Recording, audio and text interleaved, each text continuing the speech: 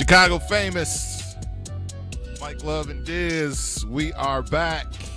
Okay, we can hear ourselves is back. We've got to make sure that you all out there are checking us out. So let us know in the chat if you're seeing us crystal clear, how we're sounding, how we're looking. That's all good. Once again, don't forget to send those stars. If you don't know what the star thing is, click the little gold star at the bottom, become a star member, because we always appreciate the love when you support the show. And about time for us to roll into some headlines, huh? Alrighty, yes, headlines. So Charles Barkley. Woo. Speaking of 80s movies, he gave us a great one last night. Charles? Yes. What do you mean? Because Charles Barkley was commenting on the Breonna Taylor situation, and somebody was talking about, they asked Charles Barkley about defunding the police. Oh, he thought that was he thought that was a horrible idea. Right. Horrible. And he was like, so they defund the police or abolish the police department. Who police supposed to call? Ghostbusters? Right. I was like, right. whoa. So Chuck went in last night. Yep. So NBA Hall of Famer Charles Barkley decided to say what he felt about the Breonna Taylor situation, and, as Diz said, tore down the defund the police mindset. He basically said for people not to lump Breonna Taylor's death in with other high-profile police shootings because her boyfriend shot first. He went on to say, this one I don't think is like Floyd and Ahmaud Arbery and things like that. I feel bad this young lady lost her life, but, we do have to take into account her boyfriend did shoot at the police and shot a cop. Mm-hmm. So like I say, even though I'm really sorry she lost her life, I don't think we can put this in the same situation. So people certainly were, people are tight and in their feelings about this entire Breonna Taylor situation with, the cops either being undercharged or not charged at all. The cops have been fired, but no one's if a cop goes to jail, it's not like he's going to do a lot of time, because the most he's going to do is 1 to 5, mm-hmm. and that's for shooting into the wall. But Shaquille O'Neal ended up agreeing with him in this situation, which I thought was interesting. Yeah, gotta be honest.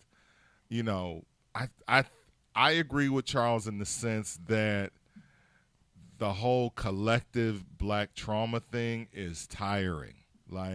And that's not what he said, but it's what I'm saying. So what I mean by collective black trauma is anything that happens to a black person, be it George Floyd or anybody black, when they die or when something happens to them, it's like as a race, we have the weight of that on us because we're talking about it. It's on the news. Now we're marching and protesting and fighting against it. and it gets to a point where personally I'm like, you know what, man? I'm here to report the stories and report them and talk about them. But are these things that I go through personally or that I feel like some type of way about? I don't even post about them. Like George Floyd, Breonna Taylor, I don't post about it because I don't want to personally buy into the collective black trauma. Okay. And that's something that I kind of get from the book that I talk about all the time, A New Earth. Okay. So A New Earth by Eckhart Tolle, he talks about this thing that they call the pain body. And the pain body is basically this pain that people carry and can pass on to other people. And as a race, we have such a we're born with this pain body, this trauma that we carry along, and we are constantly passing it to each other. And with this Breonna Taylor situation, it's such a, people get swept up into it. People get swept into the fact of how they feel about it. What do we feel? Mm-hmm. What do we think is going to happen? And I personally like to take a step back and go, you know what? I'm going to talk about it because it's the thing that everyone's talking about. But is it something that I'm posting about? Is it something that I'm sharing? Is it something that I'm personally taking to heart and making posts like, I'm not doing that. I'm not doing it. I understand you on that. I feel you on that because I'm kind of the same way. It was like everybody's got it on their timeline. Everybody's got their opinion. Everybody's talking about it. And, of course, we bring it to you here on this platform because, you know, we read about it and we share what we think and our views on it. But as far as, like, pulling the flag up and toting it on social media for us, I don't think either one of us do that, really. No, and let's get something straight. If you don't do that, it doesn't mean you hate black women. True. This is what I'm seeing. It's like support black women or you hate black women. My mother is black. My wife is black. My 4 daughters are black. My 4 daughters' moms are black. I love and support black women.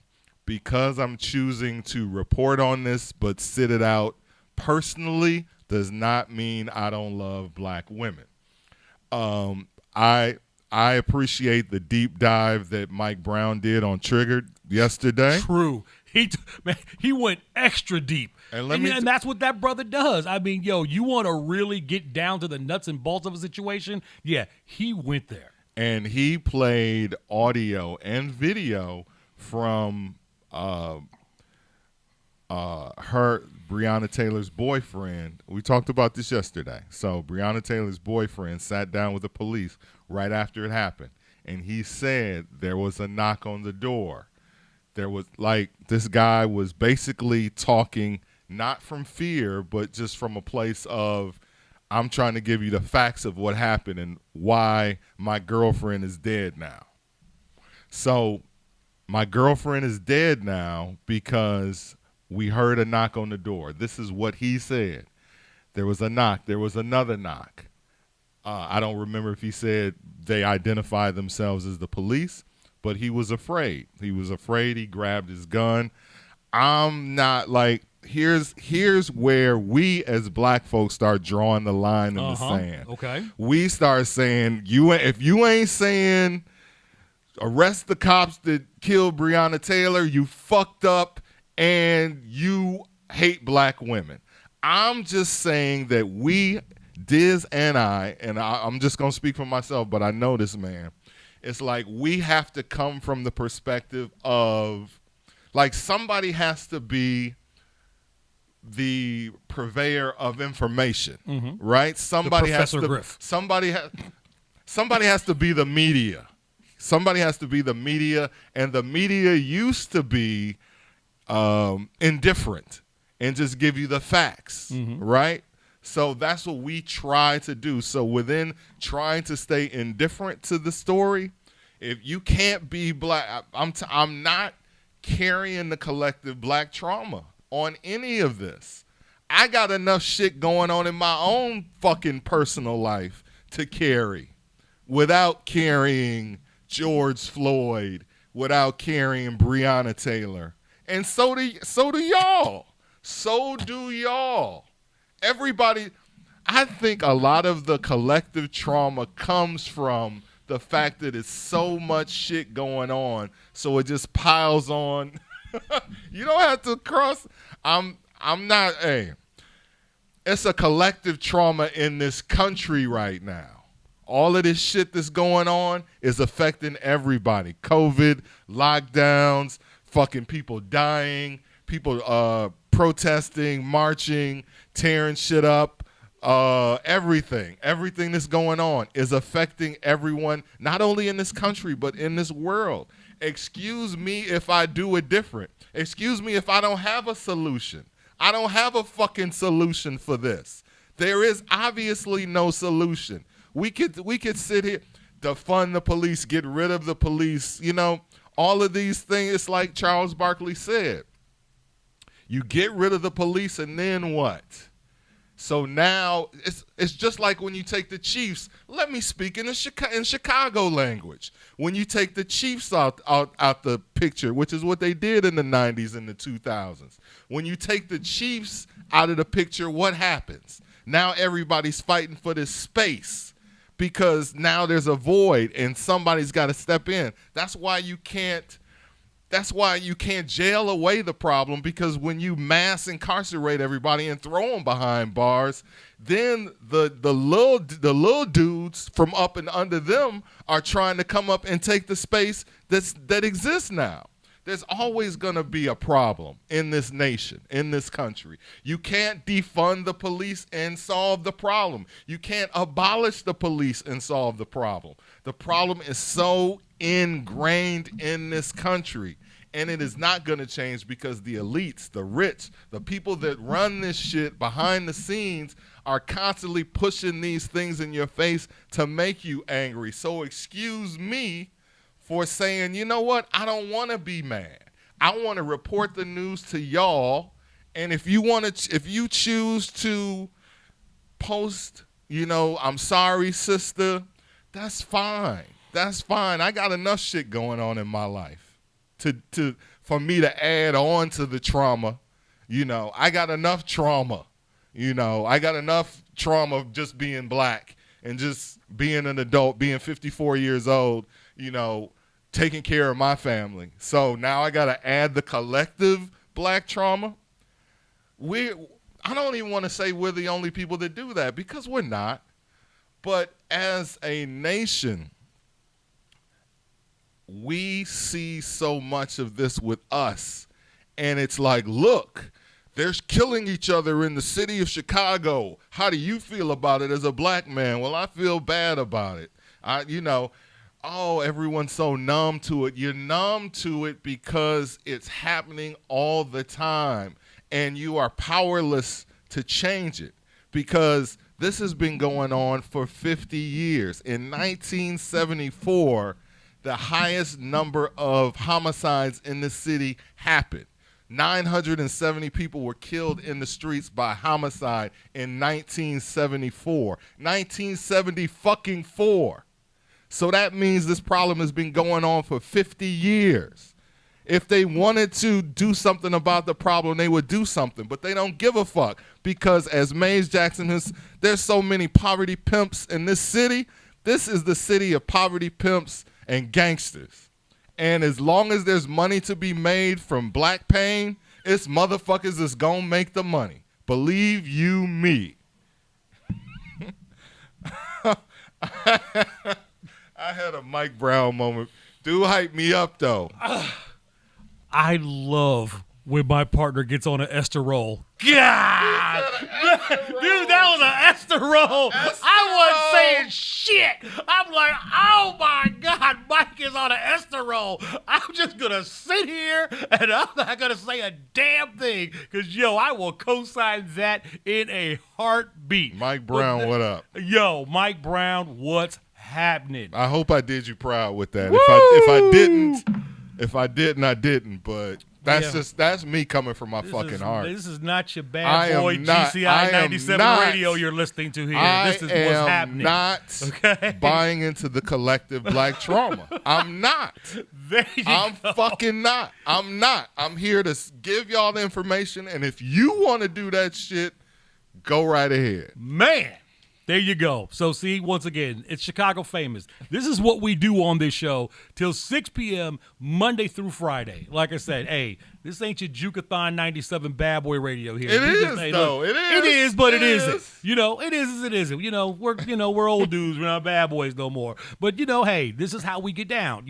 Whatever the topics are, whatever's happening in the city of Chicago, around the world, we let y'all know. We share our opinions and our views with you, which is exactly what it is. It's our opinions and our views. Why we here. Sometimes you'll agree. Sometimes you'll be like, fuck them. But that's okay. Yeah. It's all right. You know what? You can agree to disagree. That's what makes the world go around. If that's your flag and we fly this flag, you know what? As long as you're not on my lawn tearing shit up, it's okay.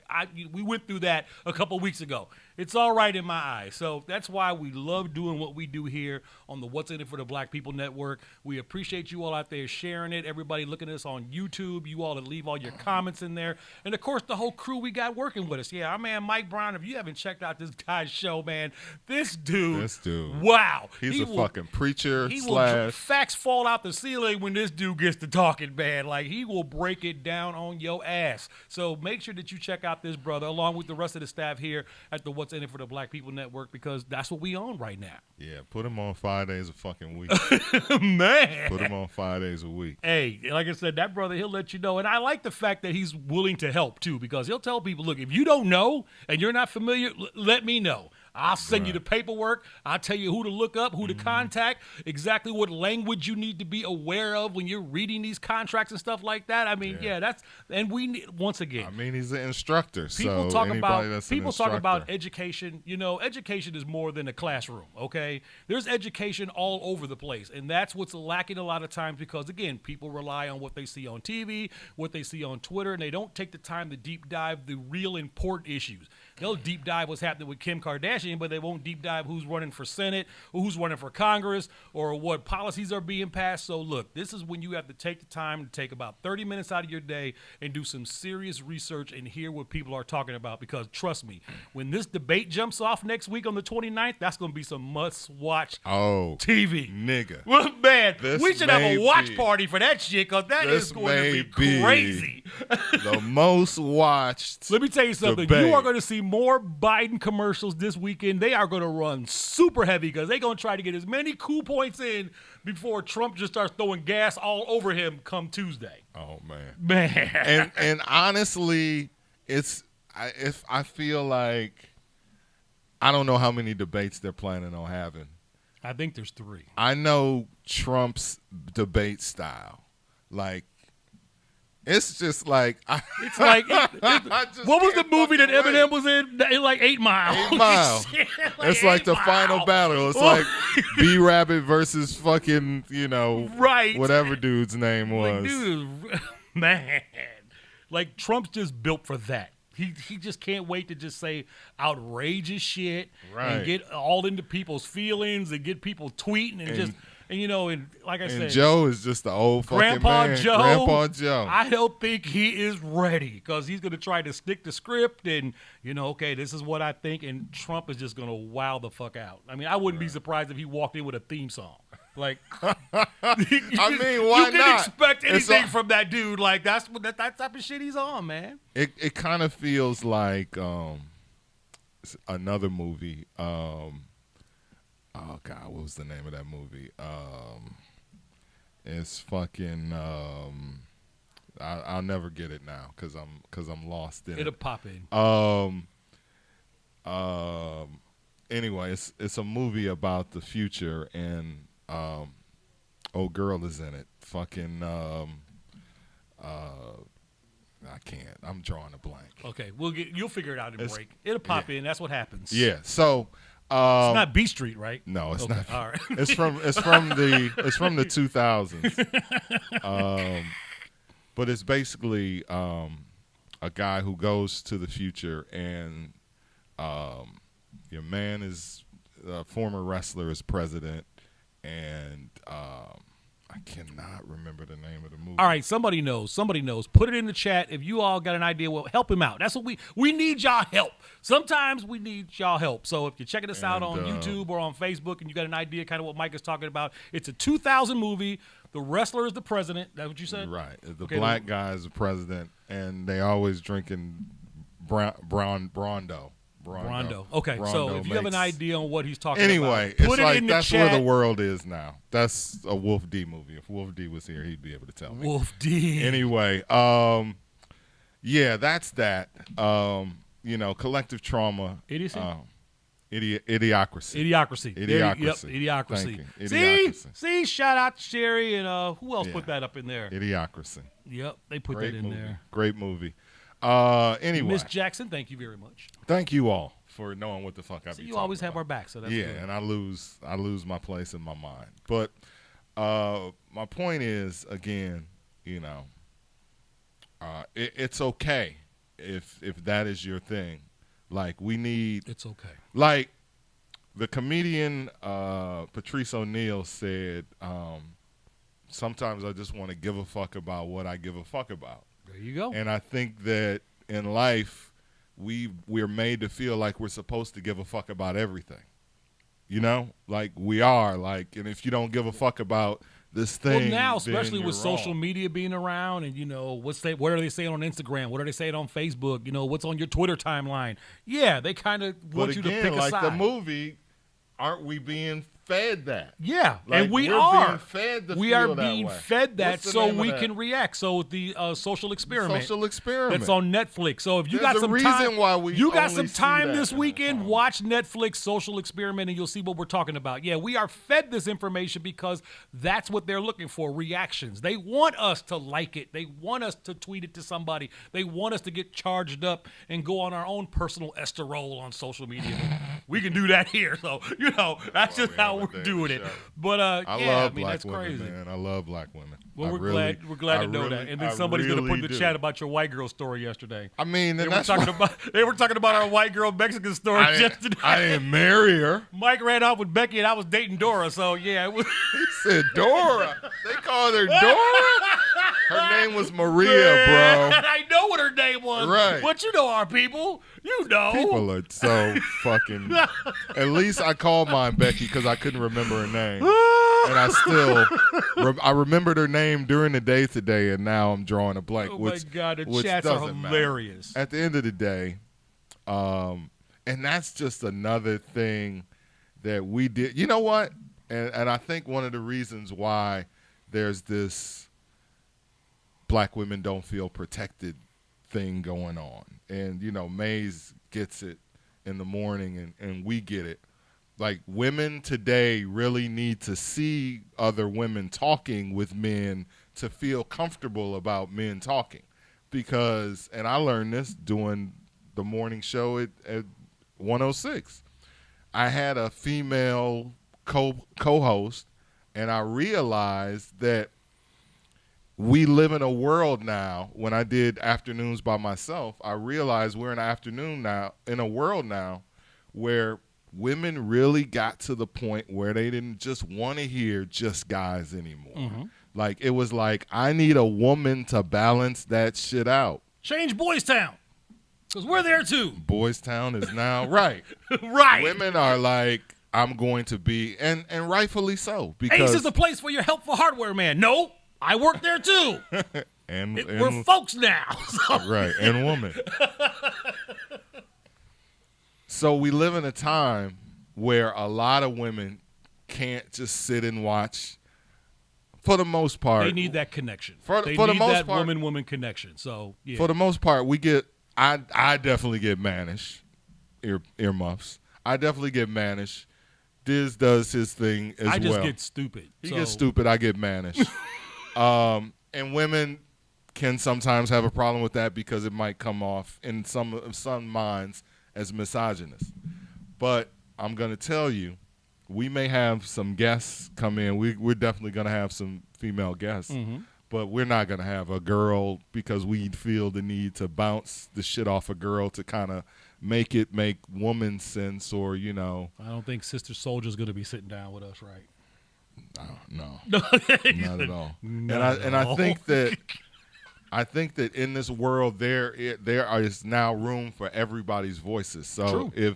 if women, and not just Book of Dawn, but Book of Dawn is a great place to start, where it's a woman's voice. True. And I think we certainly need more women voices, outside of Book of Dawn and outside of on the morning show, on Maze Jackson show with Maze Jackson and Ruthie Moe, But my point is simply, we don't necessarily need a balance of woman to men in every fucking thing. And we don't need that. If you want woman voices, there are plenty of woman voices in the stratosphere, in the media sphere, in the digital sphere now.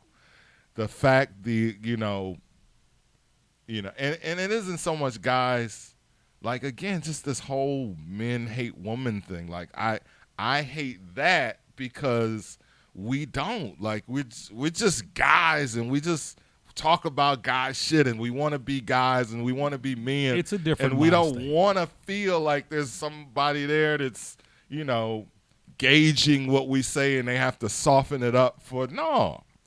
Joe Budden is the #1 fucking podcast on fucking podcast thing. Ain't a woman on there. Right. Ain't a woman on there. Hey, it didn't exactly work for Hillary. Women were like, hey, forget that bitch. I'm not voting for her. Except for black women who voted 94%. That's true. You know, black women was like, fuck it. You know, worst case scenario, we'll have Trump for president. That is true. Let's vote for that motherfucker. But the rest of the country didn't say that. The rest of the country was like, And we've talked about that ad nauseum on this show, that black women vote Democrat, you know, regardless of who's running, you know. And again, we love them. We want them on the show. I've reached out. Hey, I'm gonna tell you. I love the I'm sisters. gonna keep it 100. I've reached out to a handful. And the Doors. I've reached out to some sisters to interview on this show, to be a guest on this show. Did they say, fuck you, Mike, I'm not talking on your show? No. Sisters have been a little, I don't know. They're a little, let me see if I got a return. Nope. I didn't get a return message. Nope. Sisters. So, you know what? We just keep we have, rolling. and we have a sister, shout out to Carla Brown. We have a sister that is working for us to book people, but I also reach out because I'm fucking Mike Love. So I'd be like, I'm Mike Love. I can reach out to some motherfuckers that I know me. So, yeah, I mean, we do the teamwork thing around here. Mike reaches out, I reach out, and our girl Carla Brown, she is on it for real. Right. So, I mean, it's a collaborative effort. We put our minds together. We get the people in here, and we give you Chicago Famous Monday through Friday, 3 to 6 p.m. Share the show. Send the stars. Let's see if we get the numbers up by 4 o'clock, by 5 o'clock, because, wow, like I said, share this, because if you were 21 back in 1997, you might want to pay attention to what we are going to show you all, because you just might be on this video or 2, or 3, or 4, and it's just going to get really interesting. So start sharing it now. Start tweeting everybody. Start hitting them on Instagram, because Chicago Famous is on till 6 o'clock, and the 5 o'clock hour is priceless. All right, it's Chicago Famous on the What's in It for the Black People Media Network. WIFTVPM. Shop at Black-owned and operated Solo Beauty, where you are appreciated and respected. Located at 8158 South Cottage Grove, Solo Beauty can supply all of your black hair care needs. Solo Beauty is open from 11 a.m. to 8 p.m. Tuesday through Saturday, or you can find them online at solobeauty.com.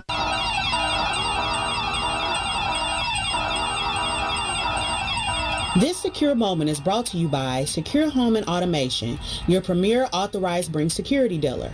Home invasions occur every 23 seconds, fire every 85 seconds, and medical emergencies occur suddenly. In times like these, get Secured Home and Automation and an affordable wireless home alarm system with professional monitoring. This includes fast emergencies response, free security analysis, free equipment, and free installation. A limited time offer, be proactive. Call today, don't delay. 708-251-5069. That's 708-251-5069. Call now, 708-251-5069, or visit our website, securehomeandautomation.com. Secure Home and Automation, where your life safety is our priority. It brings authorized dealer, certain restrictions apply. Funeral expenses are costly. The Casket Store wants to help you save hundreds of dollars. You do not have to purchase a casket from the funeral home. Call now for a free in-home consultation. Call 773-445-6900. 773-445-6900. When you need vibrant, colorful gear that offers high-performance material that keeps you cool, call Agent Huff Custom Gear. Let us take your expressions and create something new for your everyday wear, your bedroom or bath. For all your needs, we offer custom sublimation, silkscreen, vinyl, and embroidery. You can reach us on all things social at Superhero Huff, www.superherohuff.com, or 630-476-9191. WIFTVPM. Welcome back, welcome back, welcome back. In all my years of radio, I've never seen anything like this.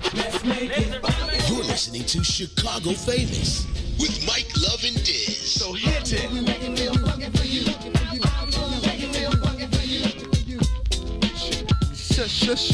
Chicago Famous. I got my headphones back. Got your headphones back. What's up, Frederica? We see ya. It's Mike Love, Dizz on the What's in It for the Black People Media Network. Earlier you were talking about the debates. Looks like our boy Barry is about to go out. Man, this the dream team right here. Barry Obama and Kamala pairing up for some Democratic fundraisers. I told you, they're trying to get all the money and all the hype they can get over this weekend, because once these debates start, the country is going to go up. I'm telling you. Right. It's going to be like the Running Man. It's going to be ridiculous. Split down the middle. Yeah. You know what? And like I said, it's funny because I think a lot of times people here in Chicago, we are just so spoiled because we can look around and was like, how can anybody vote for Trump? Are you serious? How can people actually say they're down with MAGA and blah, blah, blah, blah, blah? Right. That's because we live here in a place where it's hardcore blue and, you see what you see here. Travel out of the state of Illinois and go to some of these little other states that are around here, and you will see exactly what the rest of the world is looking at. And if you, like I said, if you're in Atlanta or you're in New York or you're in Chicago, yeah, it's all the way, hardcore blue. But it's these little states that we don't go to. We don't go to Nebraska. We don't go to North Dakota. We don't go to places like that. And it's those places at the end of the day that are going to make a difference. I'm quite sure that the voters are going to come out here in the state of Illinois and everybody's going to be casting. But what you got to keep in mind is voting coming out in those little small states, those places that you don't see. Like I said, that's why we keep our eye on everything. Hey, we follow the Democrats. We follow the Republicans. We keep our eye on everybody because you have to. I remember May saying that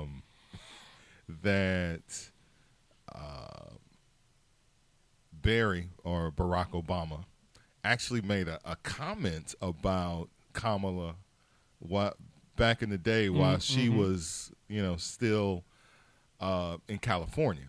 She was doing what she was doing.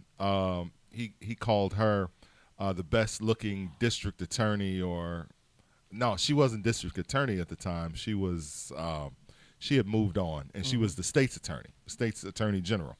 So he called her the best-looking state's attorney general in the country, in the nation. And then Michelle punched him in the eye when he got home. Oh, yeah, because she's from the South Side. Right. She's like, I heard that. He heard about that. I heard that, by the way. So I was a little surprised to hear that they would be going on the road together. But, since Michelle is obviously getting her own bag now, like her bag is so large. She got the podcast bag. She got the book bag. She got the touring bag. I think that Barry's cool with it. They're going to do 2 fundraisers. Well, I think that that she's cool with it. The wife, Mrs. Obama. They're doing a grassroots fundraiser focused on low-dollar donations for us po folks. And then they're doing the big dollars, the big donations. That's when the big bucks start rolling in. October 2nd.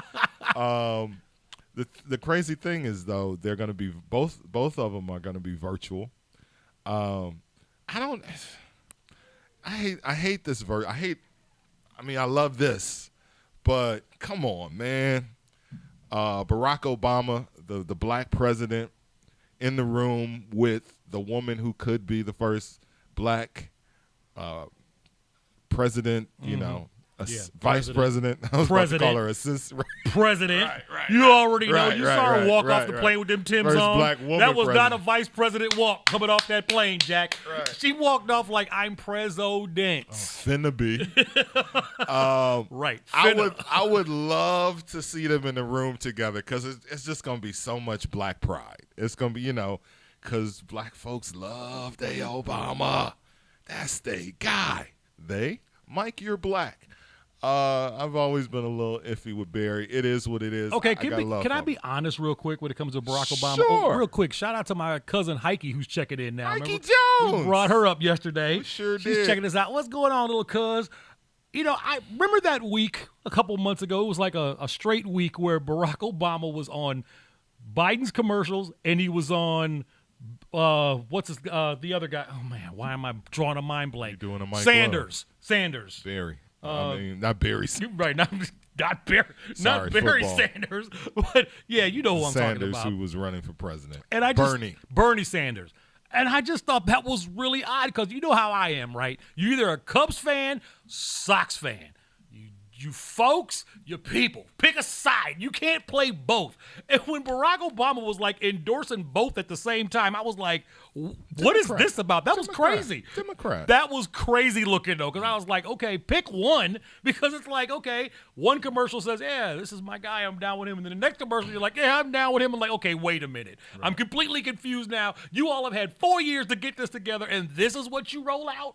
Do better. Do better. So, there's been times when he's, Barack passed policies that I was like, okay, that sounds a little shady, or maybe that's not what all it's cracked up to be. But in recent time, yeah, those endorsing two guys at the same time, that was a little odd. Well, Barack is about the bag, so I'm sure there's some dough in this somewhere. I'm sure he's gonna pulled out the calculator. Sure, they're gonna slide him a little something for $3 million. Barack Obama. Extra books for the library. Barack Obama is Courtesy not leaving the crib for free. All right, let's be clear. Nobody last name Obama is leaving the house for nothing. But the cool thing about it is, they're raising money for the Biden-Harris. I'm excited about this. I wish it was something that could be here in Chicago and we could attend, because I'd love to be get the energy, because I'm all about energy. Right. And Obama-Harris, now that's a ticket. I mean, but, Barack's been president already. Can't do that twice. Unless Trump's about to change the rules where he's like, I'm not leaving if I lose. And Trump's all about changing the rules. And you know what? At the end of the day, how crazy is this, right? Because this is what I keep telling people. It's like people just get caught up in the headlines and they don't deep dive stuff. Do you realize that all this make sure you vote rhetoric that you're hearing every day might not even matter at the end of the day? Because if they're stressing this whole postal vote thing, mail-in vote and all that, and let's say Trump already decides, okay, no, the whole mail-in voting thing was crazy, we can't get an accurate count. You know what happens? Then they're going to take it to court. And guess what court he controls? Guess who he's got the most members that sit on that court, right? The Republicans are running it for him. So what you think they going to do? So at the end of the day, we might actually all get together and vote and send in our mail-in ballots and do all of this, and it may not mean shit at the end of the day, because he'll all of a sudden just flip the switch and say, well, we can't sort the votes and we can't tally it up the correct way, so we'll let the court decide. And, oh, by the way, I run that too. So, I mean. Well, let me add this, that the post office is saying that, on their end, all the bullshit that has happened in the last few months, we're clearing all of that out and we're ready to deliver. So the United States Postal Service, which has come under attack in the last few months, because there is going to be a lot of mail-in voting. People are afraid. People are afraid to go out and vote in person. And people are afraid to vote by mail because they're worried that their ballot isn't going to get where it's supposed to get to. So the United States Postal Service released a memo to its workers to let us, the American public, know that the mail that is coming through, the ballots, are going to be their number one priority. All right? So everything that you're worried about, you don't have to be worried about, because election mail is going to be processed as first-class mail, even without first-class postage. Unless the postal worker's having a bad day and he's ready to quit by the end of the week and he decides to throw it in the woods anyway. Well, so, yeah, we got no control over that. Right, certainly. Exactly. We got no control over that, but things happen. But I'm just saying, they're saying make sure you go vote, go vote, go vote. And, yes, you should. If you haven't voted, shame on you. Vote. Go vote. Get registered. Make sure your family members know. Talk to your kids that are over 18. But keep your eye on everything, because, we got a guy sitting up there right now who loves to move the goalpost. And if he's not satisfied or thinks it's rigged or something, he'll move the goalpost, change the game, and he's controlling those people on the Supreme Court. And before you know it, we could have just easily voted him out, but he voted himself back in. At the end of the day, how crazy is that? I want to see after the 8, he tried to tack on another 4. Like, I want to see. I'm going for 12. Right. I want to see a motherfucker really just, and I think that that trauma, that nationwide black trauma I was talking about. Like, if Trump is reelected, our trauma is really just going. Oh my God, it's going to. They're going to riot on Christmas. It's going to be crazy. Yeah. It's going to be crazy because they're going to blame it on us. You know, if he gets back in office, they're going to blame it on the black folks because we didn't go out and vote. It was us. The Asians voted. Right. The Jewish community voted. We 13% Hispanics of the fucking voted, nation. We 13% but you of the damn nation. black folks, you colored, you didn't get out there and vote like we told you to. It's your fault. And that's bullshit. And that's bullshit because, yeah, we voted. But again, you live in Chicago, we see blacks every day. You live in Atlanta, you see blacks every day. L.A., New York, Detroit, yeah, go to Omaha or go to some of these little Lincoln, Nebraska, these little places. Those places, that's where you have to watch what's going on. And when these debates jump off, pay close attention to everything. All right, breaking news. Breaking? What, yeah. Like this? Like this? Like that. Breaking. It's breaking news. Yeah. We got it. That was ladies and gentlemen, Mike Love and Dizz. That's We're what back. We do. North Riverside Mall closed today because of a shooting. There was a shooting, this is per WGN, at North Riverside Park Mall. There's still malls? I know. Right. That's the thing. Wait, there's still malls? A witness told WGN a group of young men were arguing in front of the Jimmy Jazz store. Okay. When she heard gunshots. She did not see a person was shot, and it's unknown if anyone was shot. However, there were shots fired in the mall, and if you were planning on going to North Riverside Park Mall today, just know that bitch is closed. Wow. All right, so shooting at the mall. Exactly. I can't think of the last time I even went to a mall.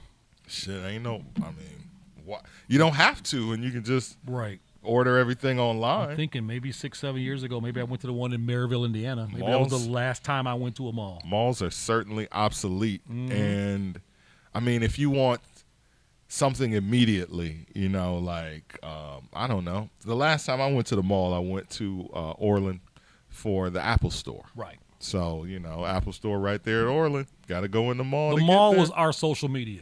That's how we met people. That's how we found out what was hot.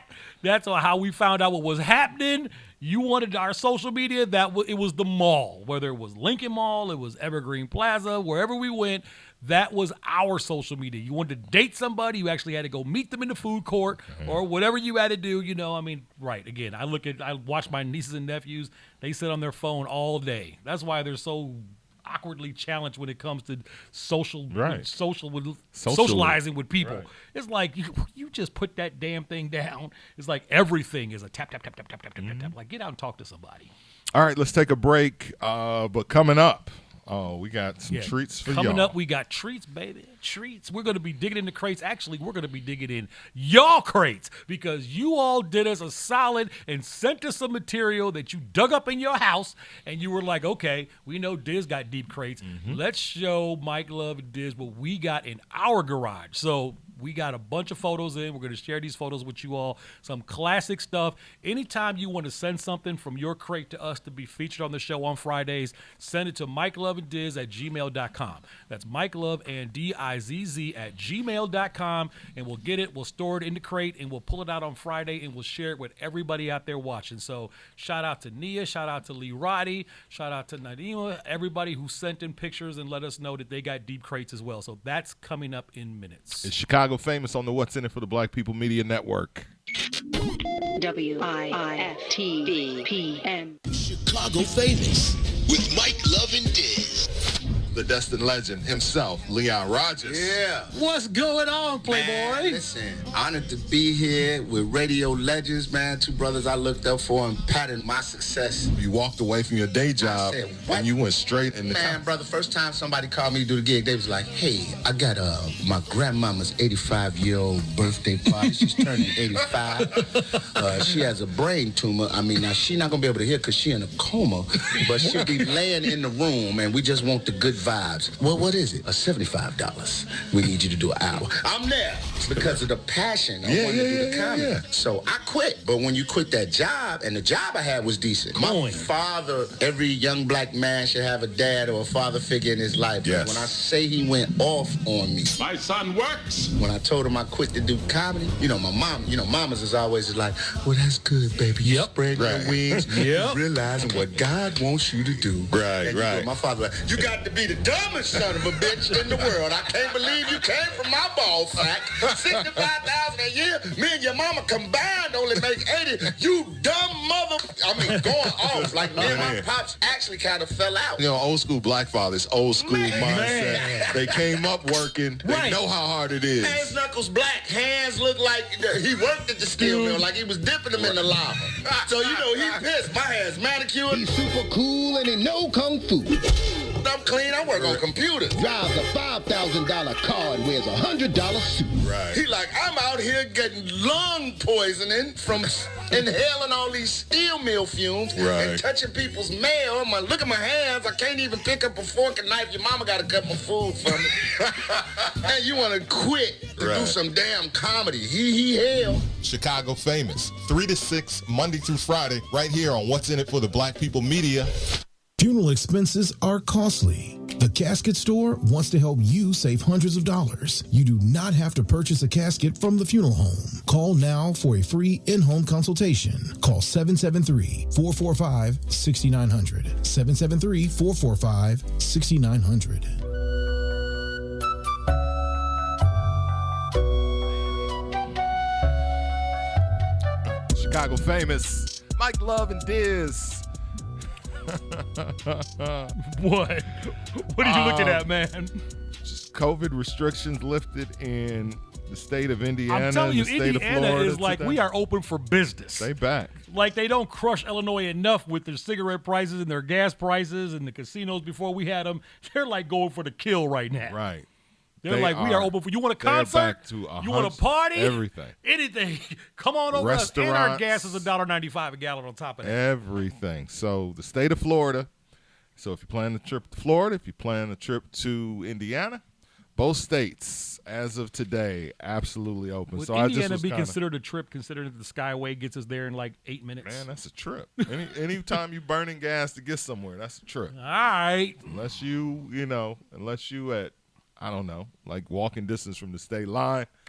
So that's all good. We are exactly 11. Where we live, we're 11 miles from Indiana. 11 miles. So that's nothing. I run over and get gas all the time.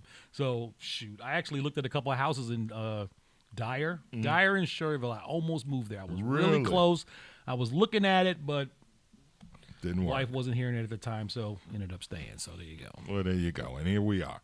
All right, going into the weekend. Actually, the Bears play Sunday, right? Yes, they play the Atlanta Falcons. And the Atlanta Falcons are going to throw up 40 points, and we're going to see if the Bears can match that and give 41 points. I don't think they can. I got the Bears with the W. You got the Bears with the W, Yes, huh? yes. Okay, so okay, once again, I can't believe. Who would have thought that you would be watching Mike and Dizz up here doing our thing, and he's talking Bears and I'm talking Packers. That's crazy, right? Because, the Packers are playing the Saints this week. That's Drew Jesus against Aaron Rodgers. Okay, that's primetime watching. That's a game that I want to see. That's a game that I think the Saints can put up some major points, and Aaron Rodgers has just been hotter than a firecracker right now. Right. So you might be looking at a high-scoring runaway type game with that set going on. This Bears game, I don't know. Because, first of all, the Falcons are helter-skelter anyway. Because you have no idea what Falcon team is going to show up. It may be that one that's like barn-burning and Julio Jones has 100 touchdowns and Todd Gurley's running up and down the field. Or it could be like the Dallas game last week where they just ended up falling asleep, or like the Falcons did in the Super Bowl, fall asleep. Right. And all of a sudden you turn back on the TV, you're watching SportsCenter, you're like, damn, they lost. They fucking what? Like, what happened? So, we really don't know with that, but, this will be a good test.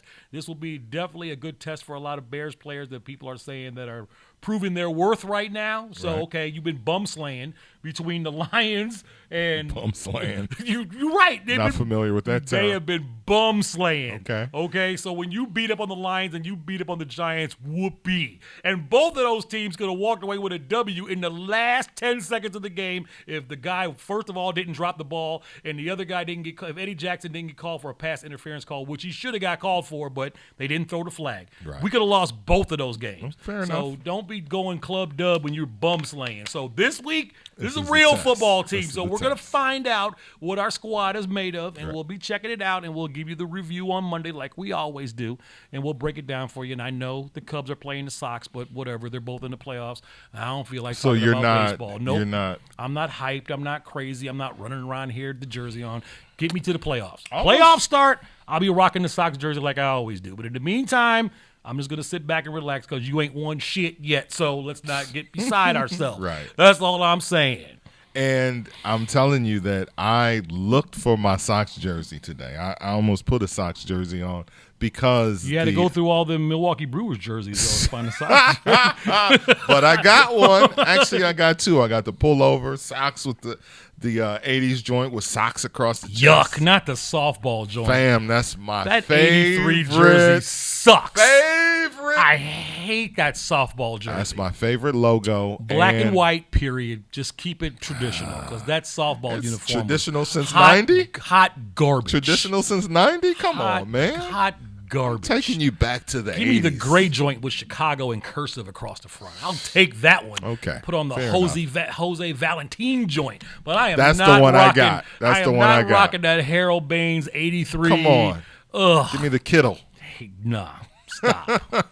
That's Ron Karkovice. Like, Give stop. me. I like the 80s.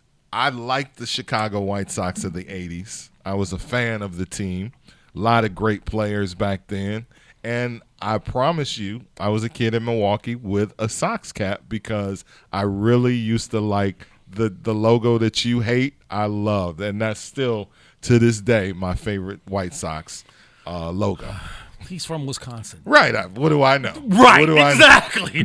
But I also got the from Chicago Wisconsin. joint with the cursive. I got the Whatever. cursive joint as well, and it came up in my memories today. And I was like, oh, I should wear that today, and I couldn't find it. So it's buried under the jersey somewhere. So Sox and Cubs this weekend. Final series of the season, right? Yep, wrapping up the baseball season, 60 games. The playoffs will be starting next week. Playoffs? And it's going to be interesting, playoffs, because both these teams have kind of been on their own personal slide for the last couple weeks, so it hasn't looked good, but we'll see who emerges in the end, so we'll see. All right, let's talk South Suburbs. A couple of interesting stories popped up in Dalton and in Harvey. Let's start in Dalton. Did you hear about the hostage situation? At the hotel? Yeah. Okay, I never went to that hotel just because I know we were talking about that all It's week. the hotel guy here. Okay, never was there, so nobody was put in there. the chat room be like, hey, Diz, are you familiar? No, I'm not familiar. You're not familiar. I never went there. So before Dalton's not anybody really puts your that in the chat- stomping grounds. That's not No, really not your, really. When the Purple Steer was over there, now that was a hangout. Because after the club, whether it was Club Ultimate Right. or Club Premier, Right. yeah, we were always over at the Purple Steer on Torrance. But for the most part, I really never hung out in Dalton. All right, so there was a standoff with police, a 7-hour hostage situation that fortunately ended peacefully in Dalton yesterday. SWAT team rescued a mother and a 4-year-old child from a Dalton hotel. Basically, a young man was holding them against their will. A 33-year-old man refused to let his 4-year-old child and the child's 25-year-old mother leave the hotel. Ouch. So that escalated, and police were called, and then police called in SWAT. I don't ever want. And then, fortunately, it did not end horribly, but SWAT breached the door. I guess they tore that shit down. Now, I've read a lot of books about negotiating, and I've seen the movie The Negotiator. I was getting ready to say, okay, you see Negotiator, And you're not supposed to break down doors. You're not, but I ain't SWAT. And I guess they was like, all right, this is some bullshit. He ain't coming out, obviously. And they didn't have like FBI.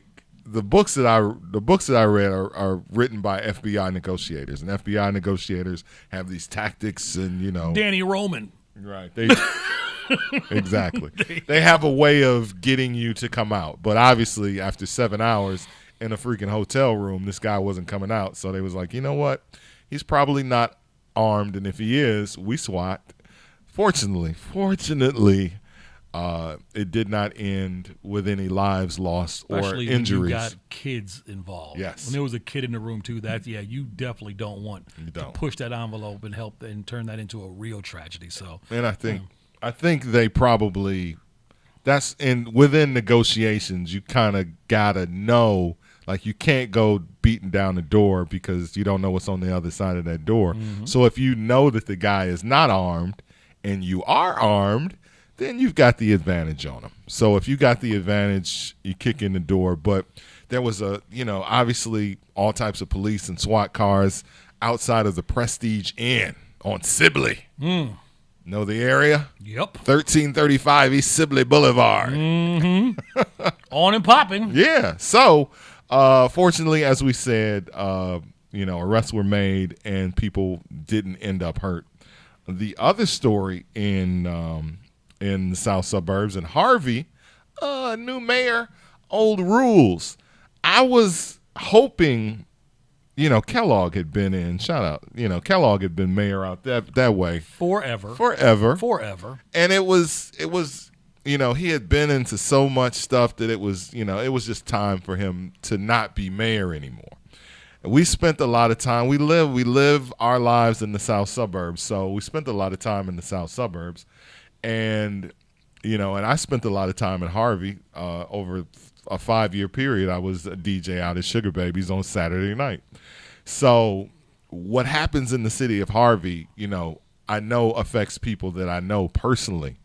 And when they got a new mayor, I was hoping for great things, but it just seems like this guy is anti-bar, anti-club, not anti-liquor store, though.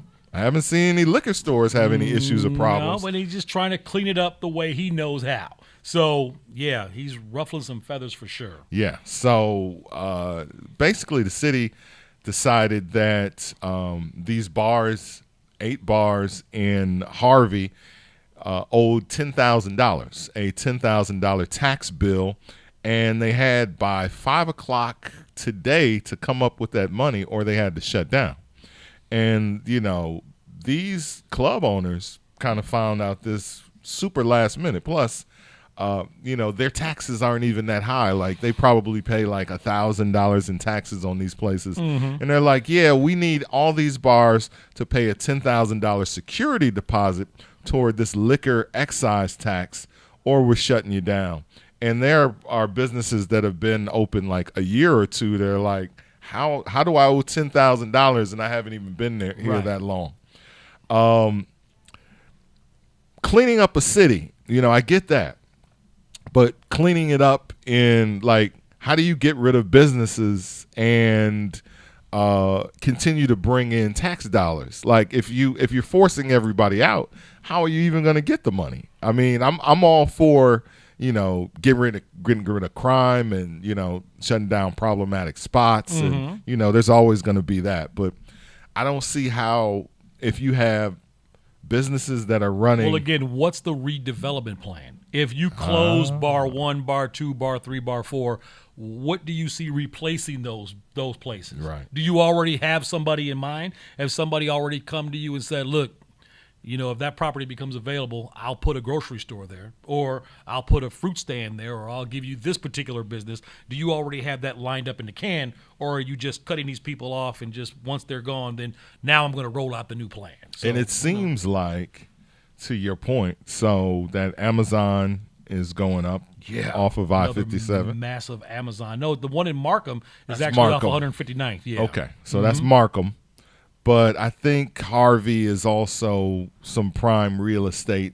It just seems like these are short-term moves or long-term moves, really. It seems like let's get rid of these clubs and let's, as you said, like let's clear the grounds and set up for whatever the long-term There is goal. some prime real estate in Harvey. And you know why that is?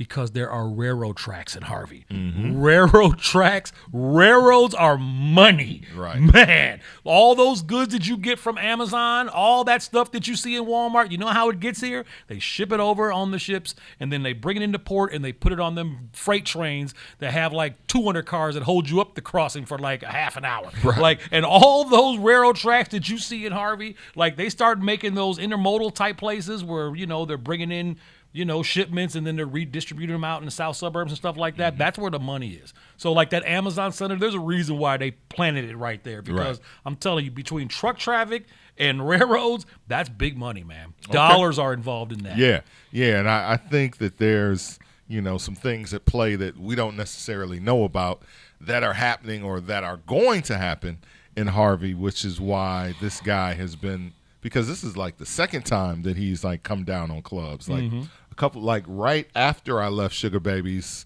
in 2019, or maybe it was in 2018. It was 2019. He started coming down on the clubs, and, you know, like they had to close like way before COVID, like, you know, so they've had their issues with having to shut down at midnight. He made a law where you couldn't be open after a certain time. So you had that going on, and then COVID hit, which, you know, is killing clubs and nightclubs in Illinois. And now this, where, you know, he's like, this guy is finding a way, and he's hell bent. So it's like, pay this 10 grand, which who the fuck has, you know, 10 grand laying around? Exactly. So, okay. And then, you know, why would you pay it anyway? It's like just some shit you just pulled out of your ass. Like, oh, by the way, the taxes, we don't really know how much the taxes is, but we need that $10,000 security deposit. The problem is Harvey is so fucked up in debt. Kellogg and all of the administration before them, just, it's all bad out there. So. And, you know, and just speaking from the south suburbs, I mean, the taxes alone in the south suburbs are just absolutely ridiculous. I know out in Park Forest, I mean, there's people out there paying almost $8,000, $9,000, $10,000 for a 2-bedroom house in Park Forest just on the taxes alone because of the lack of businesses out in that area. Right. When I had my house out there, I was paying like $12,000, $13,000 in taxes. I mean, it was crazy. But, you know, when they start making these rules down in Springfield and these laws, that's what you got to check, because this whole tax situation, they make it like one great big umbrella. So, you know, Naperville's included, Aurora's included, Richton Park is included. And really, you can't do that because these are different areas and they got different business structures and different, you know, levels of living here, but they group everybody into one thing, and that messes it up. And that's why the south suburbs has just, you know, been going through hell for the last few years, because the lack of business out that way and what's going on, especially if you are east of 57. Now, you want to go west of 57, out there to New Lenox and Frankfort and Orland and everywhere else. Right. Oh, yeah. They're like, we don't have a problem. We have a mall. We have the new, brand new, whatever.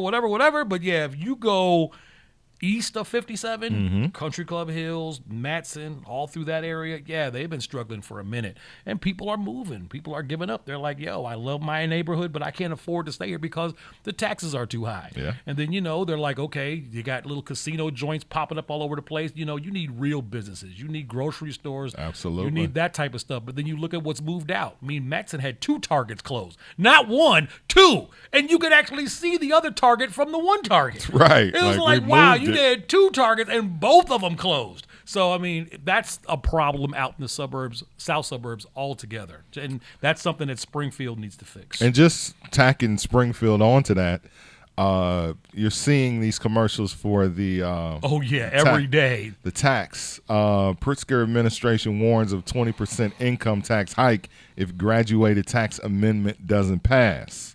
All right. So, you know, there's amendment, you know, the quote-unquote fair tax amendment, which they say is going to tax, you know, the rich. You know, that's what they're telling us. So, you know, Pritzker is basically saying that our taxes are going to go up. They're going to increase for everyone, not just high tax earners, if this does not pass. So, again, high suits making terrible mistakes, and we have to pay for that shit. Mm-hmm. Like, what type of sense is that? That's crazy. Like, how did these people stay in the office? Like, if you go on your job and you fuck up a bunch of stuff, I'm quite sure the next day your boss is going to talk to you, and if you don't get it together, they're going to let you go. In the meantime, these folks spend money all over the place on stuff that doesn't matter and mess things up, and for some reason, they still keep plugging along. Every Right. time you turn around, here's another tax for you. Oh, that license plate, now that's $500 a year. Like, what? Really? I mean, yeah, but that's why. Yep. That's why. And licenses. Do your research. And licenses have been extended. Just all the tie-ins, every little thing you got. I got Yep. a little. There you I got go. a little tidbit for it. We're here, so there you go. License plates have been extended. Well, they already were extended to November 1st, but registrations are extended to until February. All right. So you have, until February. If your license is expired, you can. I'm good on the license. I just Yeah. got to get my plate taken care of. Yeah, your I'm plate. I'm still rolling with the You can't July. ride dirty. I'm still rolling with the July joint on You the got back till of mine. November so 1st to do that. You I'll can't. No riding dirty after November 1st. I'll take care of that. All right. So, all right. Coming up after 5, we got a lot of stuff planned for you guys. All right, this is the time we need you all to share the video right now. If you Sure. haven't shared it, click down there where it says share share. it again. And share it, because if you partied with us at the 50-yard line back in the day, you might see yourself on the screen. If you remember the stuff that we used to do with the birthday bash, the contest, you might end up on the screen. And you are actually going to hear me bust a rap at the age of 14. Can we do that first? You know what? I'm going to let you go ahead and put it all together, and, Oh, man. and I'll be ready. So we'll go to break. We'll excited. pay a few bills, see what Willie's talking about, and come back and take care of the business. It's Chicago famous. Mike Love and Dizz on the What's in It for the Black People Media Network. WIFTBPM. Shop at Black-owned and operated Solo Beauty, where you are appreciated and respected. Located at 8158 South Cottage Grove, Solo Beauty can supply all of your black hair care needs. Solo Beauty is open from 11 a.m. to 8 p.m. Tuesday through Saturday, or you can find them online at solobeauty.com. I was going to ask you, so growing up, did you ever have an old racist family in your neighborhood? Did you have one live next to you or one down the street? Just somebody's house that you know on the block, you didn't want to go nowhere near that house. The neighbor who was directly behind us had a real problem coming outside seeing my white mother and my black father. We got us the gun line. This dude built an 8-foot fence, more like 10 foot. So they put up the Huck Finn joint. Exactly. That shit looked like a castle. You know, my dad, he's a big guy, football player guy. My dad guy who walks over there. Old school and then black. he's like, yo, I don't appreciate these apples in my yard. He's like, motherfucker, we don't even have an apple tree. These are your apples. You like apples? Your kids are throwing apples over here. Okay, there's that little space, but there's still a fence. So they're right there looking at each other. Tell them about the gun line, boss. And I said something like, yeah, Dad. And that dude said, shut up, you little monkey.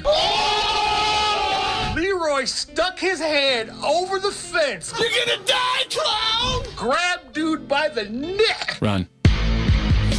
And proceeded to pull him halfway over this fence. Like, Finish him. Mrs. Wheeler comes running out. Oh, Leroy, don't do that. It's not worth it. Blah, blah, blah. My dad was getting ready to kill this dude. And within 6 months, that guy moved away. Don't cross the gun line, boss. Right, the gun line, boss.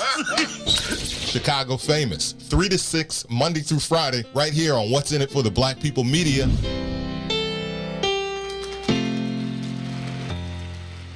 Hi, I'm Dr. Willie Wilson, and I'm running for U.S. Senate for the state of Illinois. I will never give up on inclusion and equality, prison reform, reduced property taxes, and economic opportunity for all. I want to get to know your neighborhood and the problem that you face every day. And I want to serve every man, woman, and child in the state of Illinois. A vote for me is a vote for you. Paid for by Willie Wilson for Senate 2020. Now you can join Milwaukee's World on Monday, Wednesday, and Friday from 11 to 1 on What's in It for the Black People Media.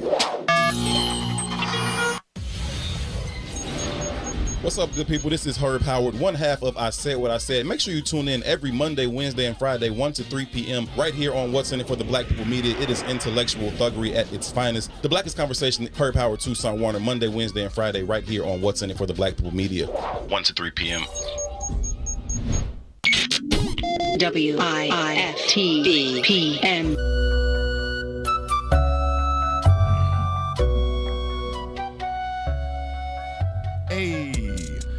Chicago Famous. We are Mike Love and Dizz. Thank you so much for rolling with us, riding with us, rocking with the show. 3 hours long, Monday through Friday, 3 to 6. Right here on the What's in It for the Black People Media Network. Okay, we were letting you all know all week long that we got deep crates, and we're always pulling something out of our crate. But what we wanted to do is give you all an opportunity to pull something out of your crates, because I'm quite sure you all got garages and attics and stuff stored away that you haven't thought about or seen in years.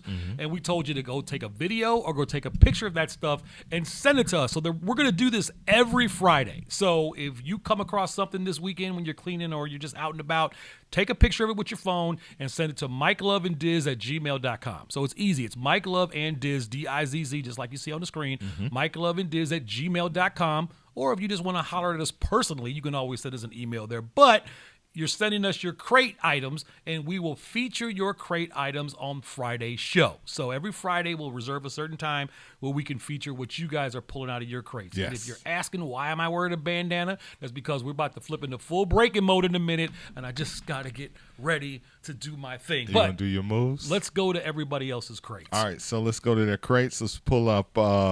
Now, tell us what this picture is. I will break this down for you as soon as we get it up there. So what you are about to see is a photo that was sent to us by a girl, Nia B.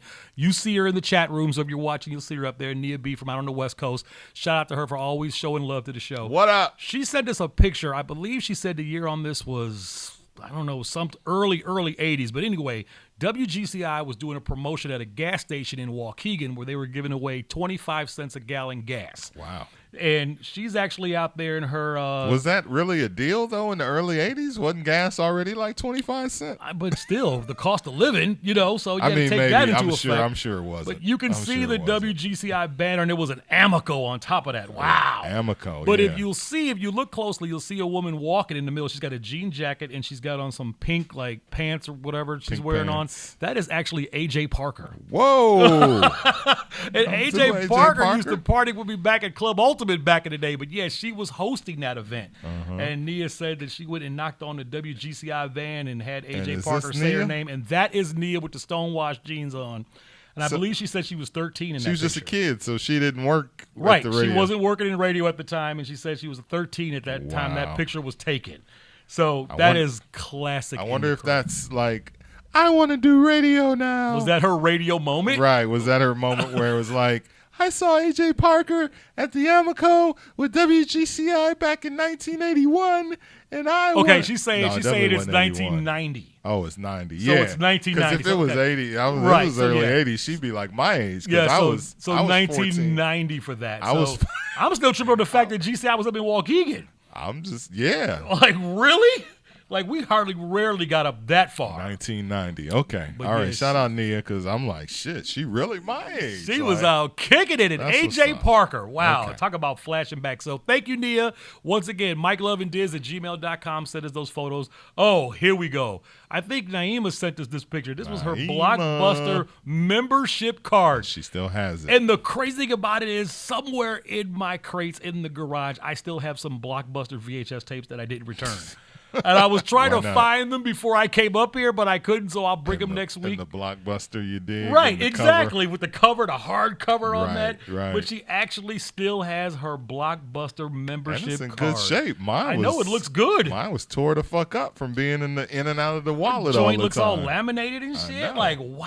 Shout out to Naima. So, yeah, that's crazy. So, thank you once again, mikeloveanddizz@gmail.com. Send us those crate items. What else we got up there, man? Oh, yeah. Let's talk about this. So if you check out our show Monday through Friday from 3 to 6 and you're in the chat room, you will probably see J.R. Jordan. J.R. Jordan is like a captain in the chat room. He's always there.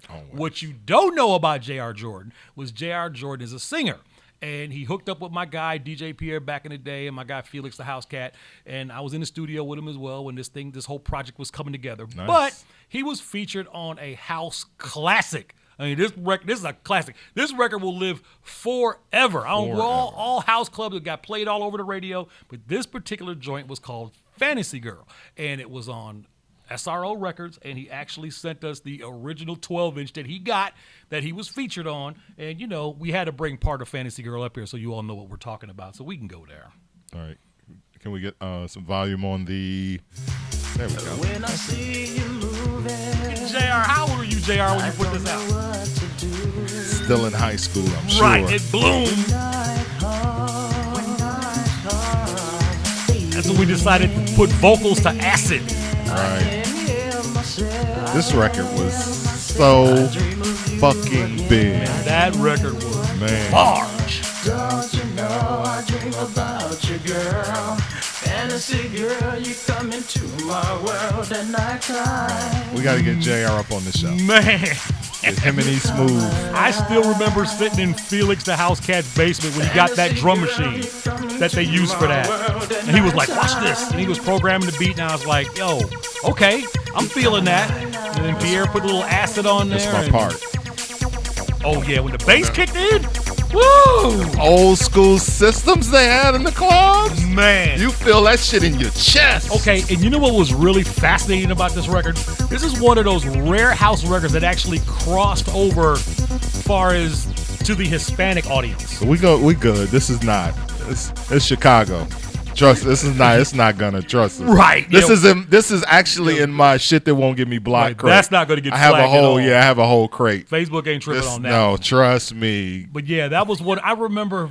JR, do you remember when you performed that at the Rainbow? I think Pierre was there that night. You all were down at the Rainbow up north. Hayes gave that, man. You letting that shit ride. And huh? performed that song. But yeah, that was crazy. But That's dope. that was always a big That's a joint. dope That's a record. classic. So shout out to the South Suburbs for making Absolutely. that happen. That's yeah. That's no other than Acid Tracks. That was the second really big record to come out of the South Suburbs. huh? Yep. All right. Let's see what else we got. Oh, my man Lee Roddy. Check this out. Wow. He brought out the LL Cool J joint. The Lasonic. Damn. This is the joint that anytime they have a boombox on a commercial, it's this type of boombox with the grate and the thing across the grate. Man, that's a classic right there. That's a classic boombox. Man, I'm trying to think, was that in his garage or was that in the attic or where he dug that up from? But man, that right there is Yeah. absolutely crazy. Whether it works or not, it's a classic. Right, it doesn't even have to work. It could just stay there. It's funny because I actually zoomed up on that to see what tape was in there, and he's got like the best of Sly and the Family Stone was the tape that's still in that boombox, Still which is in the crazy. box. Yeah, that was crazy. All right. So he sent us two pictures actually. So this was the old-fashioned Panasonic component set. With the little turntable The underneath. pull-out joint. Oh, the pull-out turntable hooked up to the boombox, so you could do your little cassette action. You could go record, you could go cassette, you could go radio. It was Panasonic. like it was the triple threat if you had one of these, son. Oh my God, that was crazy. You know, he made a mention when he sent that to us that he tried scratching on that, and of course that's impossible.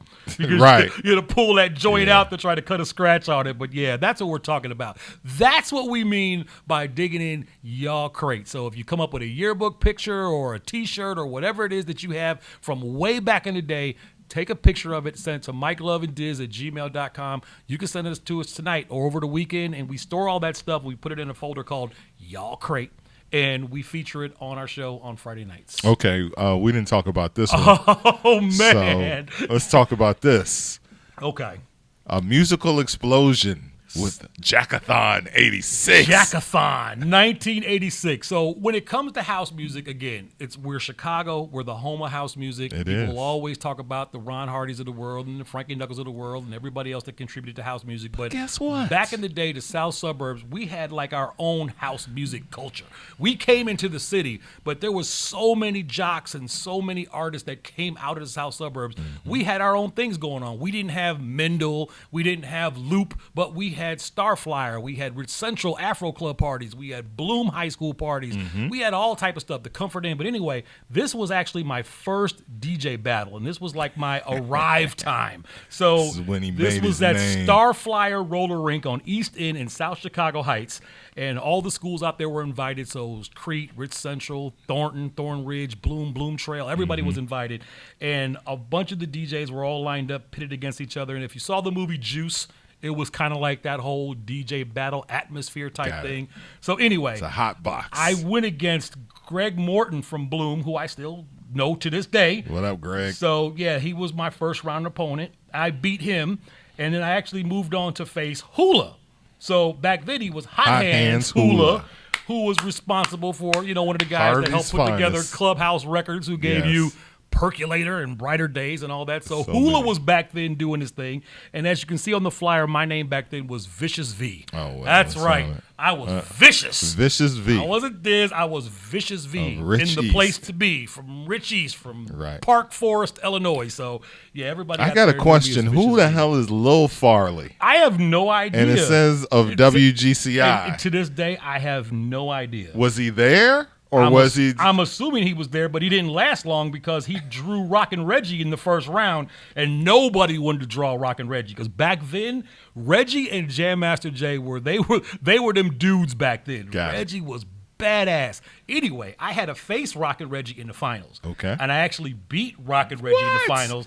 And yeah, a lot of people were kind of pissed about that because they were like, yo, that's not supposed to happen because my little light-skinned proper ass walked up in there with my little velvet shirt on. Right, and I just cut up some records to the bone, and everybody was like, who the hell is that guy? Right. And they're like, that's Vicious V. And, of course, my little cousins were just, waving the pom-pom. So was it like crowd response, or did they have judges? No, it was like crowd response. So if you brought the fam, you was right. you But was it in was there. interesting because it was packed that night, and there was so many schools there. But, once again, we're on 1200, so we're on turntables. Right. So I remember I was playing Funkin' with the Drums by Farley, and that's that record that goes ta, ta, ta, ta, ta, ta. It's a beat track. Anyway, I was like tripling it up on the turntable, so it was like ta ta ta ta ta ta ta ta ta ta ta ta, and everybody was like, "Holy shit, who the hell is that guy?" So that's back in my hot mix days. I don't touch that anymore, but that was a fun time. But just to see my name on a flyer from 1986, yeah, that was crazy. Nice. I was on a bunch of flyers back then, but yeah, it was fun. Star Flyer, rest in peace, because it's no longer there. All right. We're gonna save the rap. Let's do some of these birthday line videos. You really want to go there? We should go to the rap. You ready to go to the rap? Because we're sitting here talking about it, and since we brought up Vicious V, we might as well just go there. Vicious V. Now, this is before 86. This is 86. By this time, I'm a sophomore, maybe. Okay, you're a sophomore. By 86. But this particular bit that you are about to hear, it's just going to be audio, so no need for no video for no this. video on this. I'm going to set this up. Set it up. And you're going to hear it one time. And I'm going to cut off my old mic and put tape over my mouth. I ain't going to say shit. I'm going to let you all listen to it. But we talked earlier in the week about kind of DJing and breakdancing and graffiti and all that kind of went hand in hand. And Mike talked about a time where he bust out a rap at a skating rink. And I remember I was doing a radio show as soon as I got to Richie, so I was freshman year. I was like 14 years old. This dude, yes. And I decided to kick off my radio show with a rap. So I wrote it down. This ain't a freestyle. I already written it down. I practiced it all week. I couldn't wait. Like 6 o'clock came, WRHS radio. Y'all ready for this? I'm going to bust it out. And I am actually DJing and rapping at the same time. And I'm telling a story about how I went to this island, and it's mad cornball, ridiculous. I'm 14 raps. years old, and Superman. Mike is probably just going to be all over the mic, busting up on me. I ain't going to say shit. I'm just going to let it play, and we're going to be done with it. All right, here it is. Vicious V, 15 I'm years out. old. Here we go. Playing it.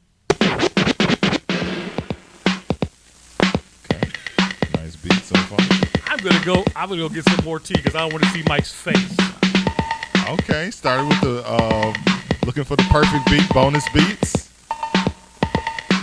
Now rap. I wasn't feeling okay, I was feeling kinda sick, so I decided that day to go on a trip. As I looked through the papers, what did I see? It was a tiny little island and the price was free. So I said, what the hell, got nothing to lose. So I slipped on my coat, put on my shoes, and went downtown and paid for bus fare. And in 48 hours I was there. White sandy beaches and tall palm trees. A tiny little island in the middle of the sea. I was laying at the beach looking at the cool water, soaking up the sun, drinking my pina colada. When I seen this girl, she walked up to me and told me that I had to leave. I said, look baby doll, do you know who I am? I'm Vicious V from the native land. She said, I'm sorry sir, I don't know what you're about, but if you don't leave soon, I'll turn you out. I started to laugh, then she looked at me, took a few steps back, disappeared in the trees. Then time went by, it was in the past, so I decided to see where she went last. So I looked in the spot where I seen her last, pulled out my machete and I cut a path.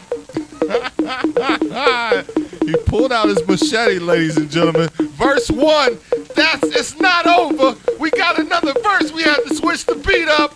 Vicious V on the ones and twos on the mic. As I walked through the jungle, it was getting towards night, and the fear in my heart was turned to fright. I was gonna turn back, then I heard the shout. Something hit me on the head and knocked me out. Oh! Blah, blah, blah, blah.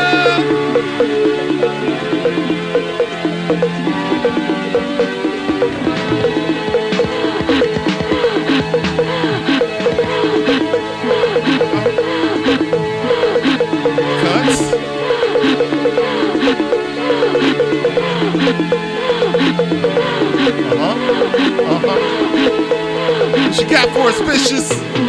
Say when I woke up, I was tied to a tree with a bunch of natives dancing to the beat. And then I seen this man about 6'10", and I could tell by his face that he wasn't my friend. He had a bone through his nose and mud in his hair, and he acted like he didn't care. Then he looked at me and told me that I was become his delicacy. Then I look here, G, you can hang with me, then I will become your delicacy. But if you lose, you set me free, and that will prove who's king of the deep. They looked at me and he started to laugh, and then he said, okay, and he spit his rap. Now listen, party people, cause this is the truth, and this is his rap, cause I'm busted loose.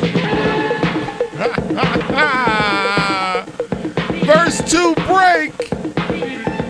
Switch the beat up.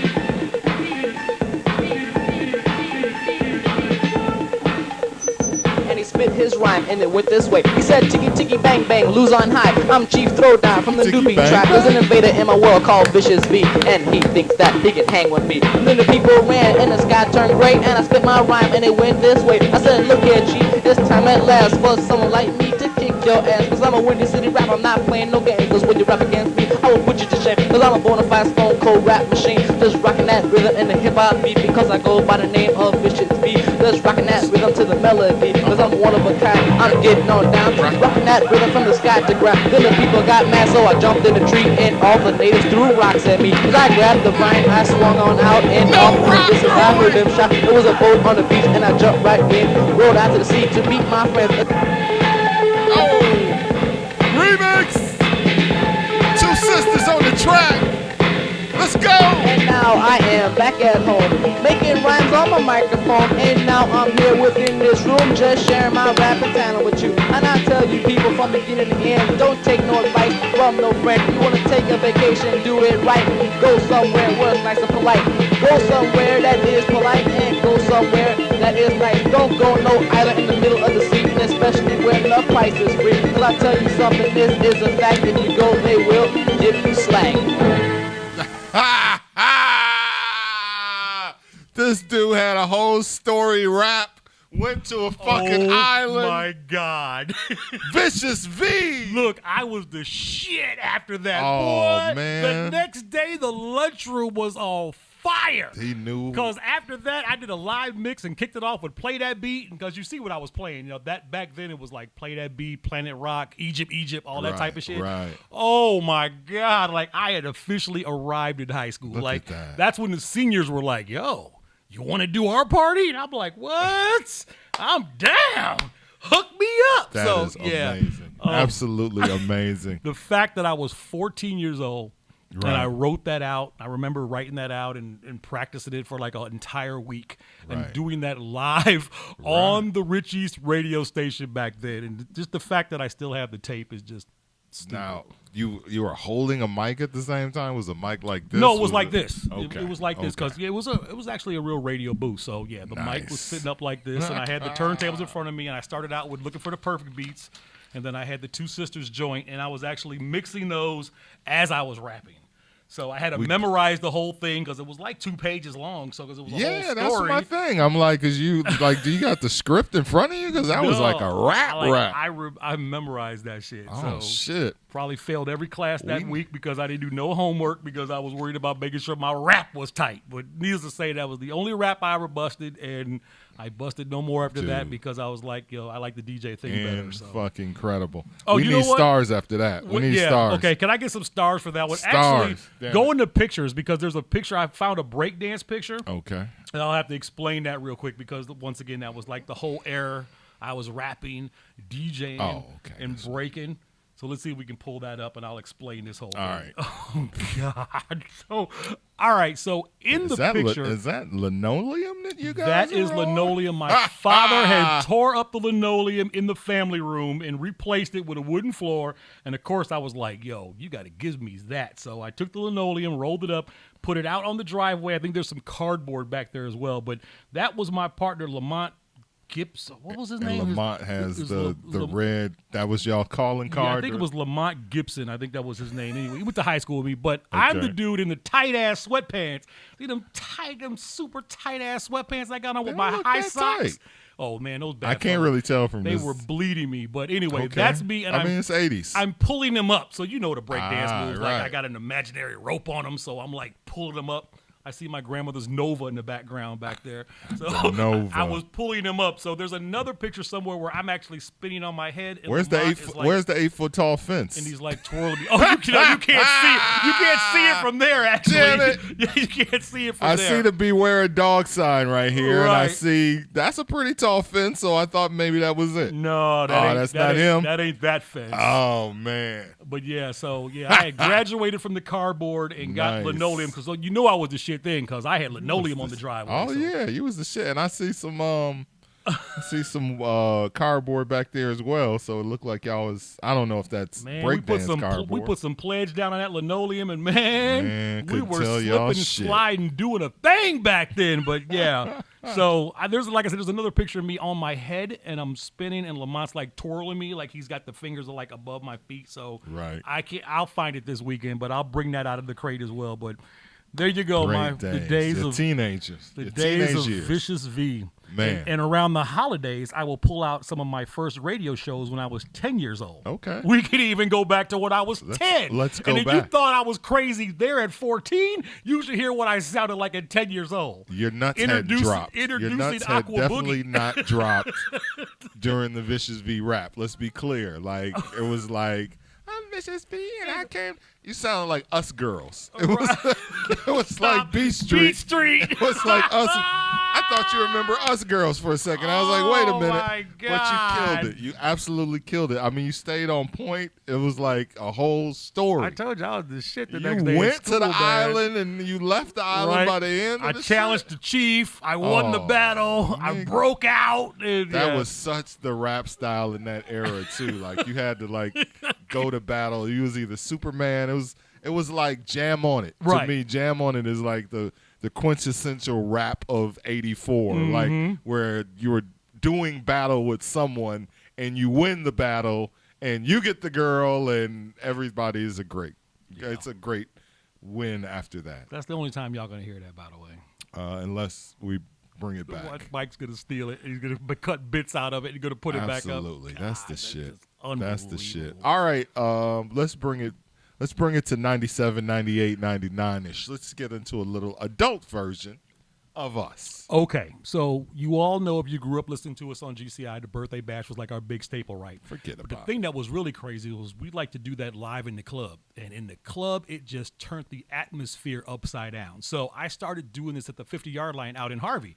And it just took off, and people were coming from all over just to get on the stage to do the birthday bash. And I can't tell you how many crazy incidents we had doing the birthday bash live. And it's funny because I was going through the tapes, and it seems like everybody that was doing the birthday bash was like 21 years old. So they're like, what, 40, 41 years yep. old now? So anyway. That's why we got so many fans in our late 30s or in their late 30s, early 40s, because those are the people that were in the clubs partying with us and were listening to us on the radio as well. And I must admit, if you listen to my ad-libs in the background, I do say some funny shit as stuff is going on, and Mike will say it too. So we're just going to let the video play, and if you recognize somebody, tag them, share the video. But this is stuff that was before iPhones, before Androids. The only way that this footage exists is because I kept a camcorder in my record bag, and I gave it to my boys when I walked out there on stage. Other than that, nobody has any of this footage. That's real. Watch this. All right, y'all. This is how I get down. One time for your eyes, baby, baby. One time, baby. Who's the song of birthday line? Hey, what's your zodiac sign? Nice overalls. It's the day, your birthday. And how old are you Tuesday? Go Let me take see. that. It's your birthday. Go take that. It's your birthday. Okay. Go take that. Go take that. Go take that. Ha Go ha! take that. Where you from? Broke that shit down. Where you from? Bad boy, gotta save our body. Birthday from WGCI. Come on, Big A. Hold on a minute. Come here, bro. Come here. Represent for the ladies. Dude, This dude. Are you ready the to gene go? fit. Well, who's the song of birthday line? Hello, what's your zodiac sign? Right. Well, this day, your birthday. Hell yeah, you know it. Well, how old are you on this day? Nice taper, bro. Go ahead. It's your birthday. Go ahead. It's your birthday. Don't work it. You Everybody had the stripper moves, Right. man. Oh no! Wait, watch. Shit was definitely stripper influence era. All right, look how little women were back in the day. Look at them. Got a beeper on her hip. Yep, got a beeper.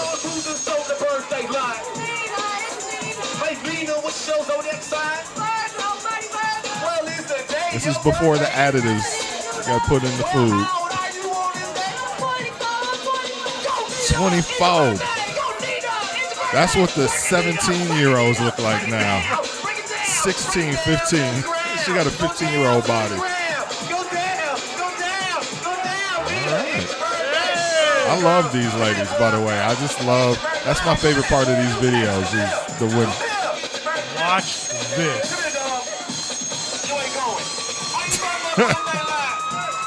I know who that is. No shirt.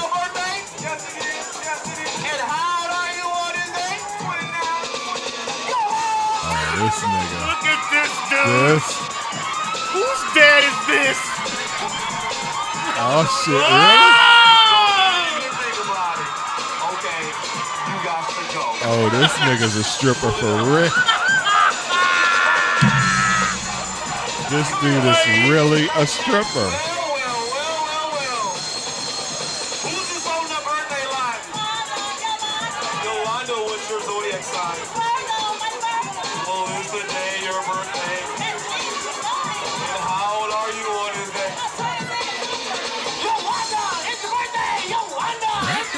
Oh, I used to break it down back in the day, man. Motherfuckers think they breaking it down today. They ain't breaking it down. I said Yolanda, who mama? Nice. Okay. Freak of the week.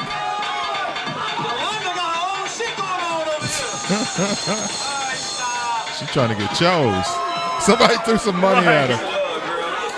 All right. Okay. Oh, wow. That's incredible. Oh, it gets better. It gets better? It gets oh, my. better. All right. Well, let's get better then. Okay, where we going now? Video 2. What does it say? It says BTTU. To back that thing up contest is in here. So I think it starts out with the birthday bash, and then it goes into like a contest. And I just put little snippets because I didn't want to get anybody mama in trouble. But this you got to see. We about to see some bullshit on the back of this man's head. This is going out to Felicia. Whoa. Whoa. Freaky motherfucker play. Ooh, we got a girl. That's a Wave Nouveau, by the way. I'm from Milwaukee. That's a Wave Nouveau. Well, who's the solar birthday light? Hey, Pumpkin, what's your zodiac sign? Well, is the day your birthday? Yes, it is. And how old are you on this day? Love the hairstyles. The hairstyles. Oh, so 90s. Oh, shit. Yeah, let's see that ass, girl. Watch this. All right. Interesting outfit. Nice hair. That gel was strong in the 90s. That shit held that hair together. Hey, Brina, what's your zodiac sign? Well, it's the day of your birthday.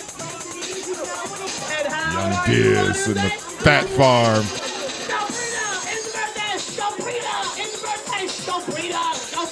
Somebody throw some money? Got a dollar. He's like, I'll take that. Damn right. Now watch this. Mama, thank you for cutting that. Tired? I think this big girl getting ready to just bust some shit out on y'all. I'm trying to think. Hey, Ward, this is what you do.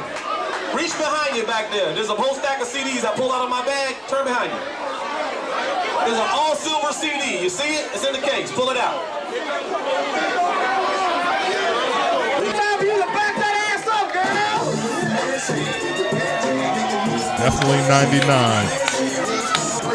Definitely 99. Because Cash Money from 99 to 2000. Whoa, shit.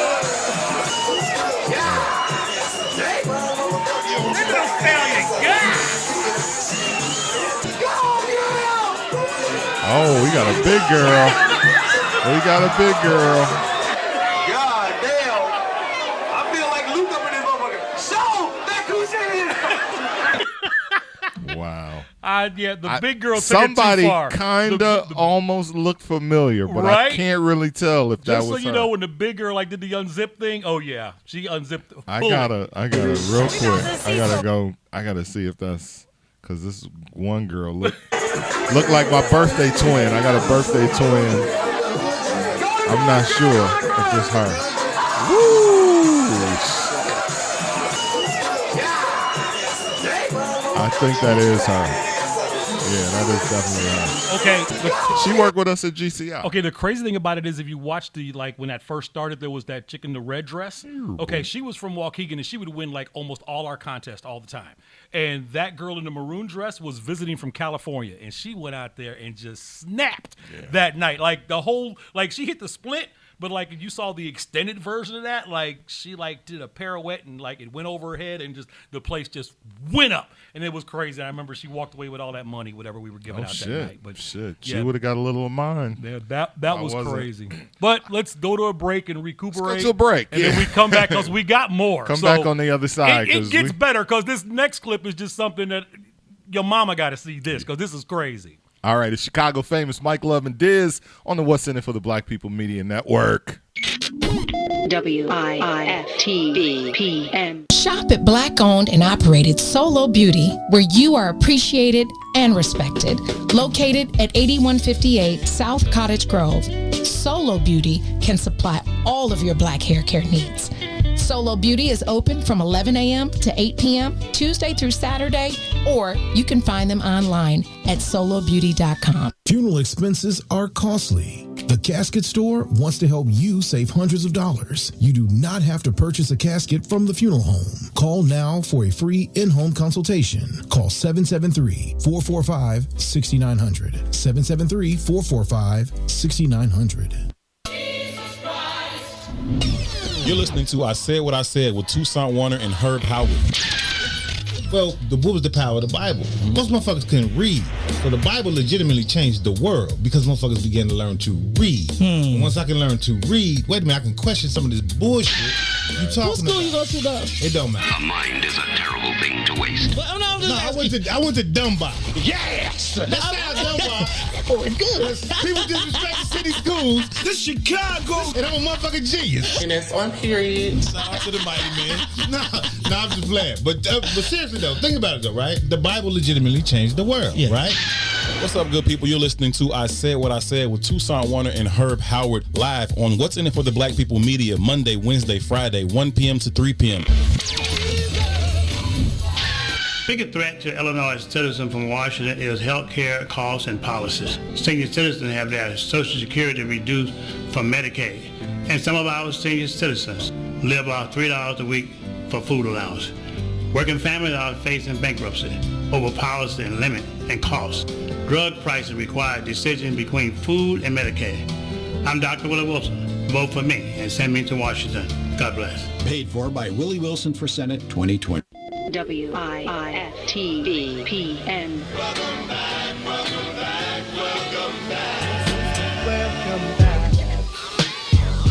In all my years of radio, I've never seen anything like this.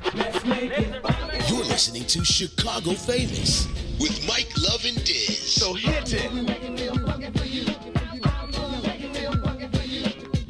Taurus. Okay.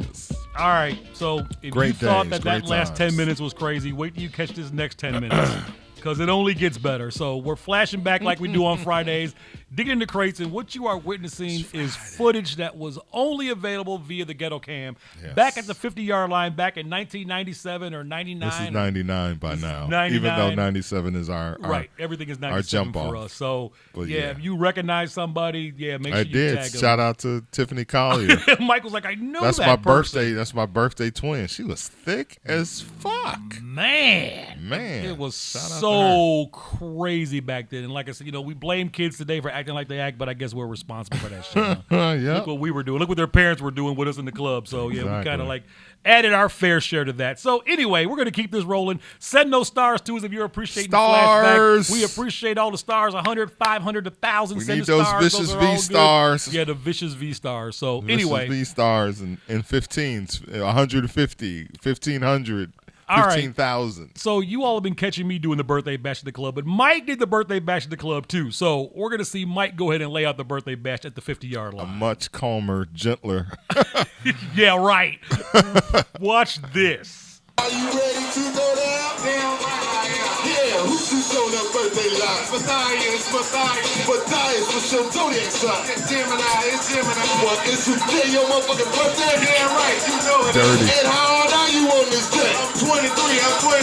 Matthias, it's your birthday. Matthias, it's your birthday. Matthias,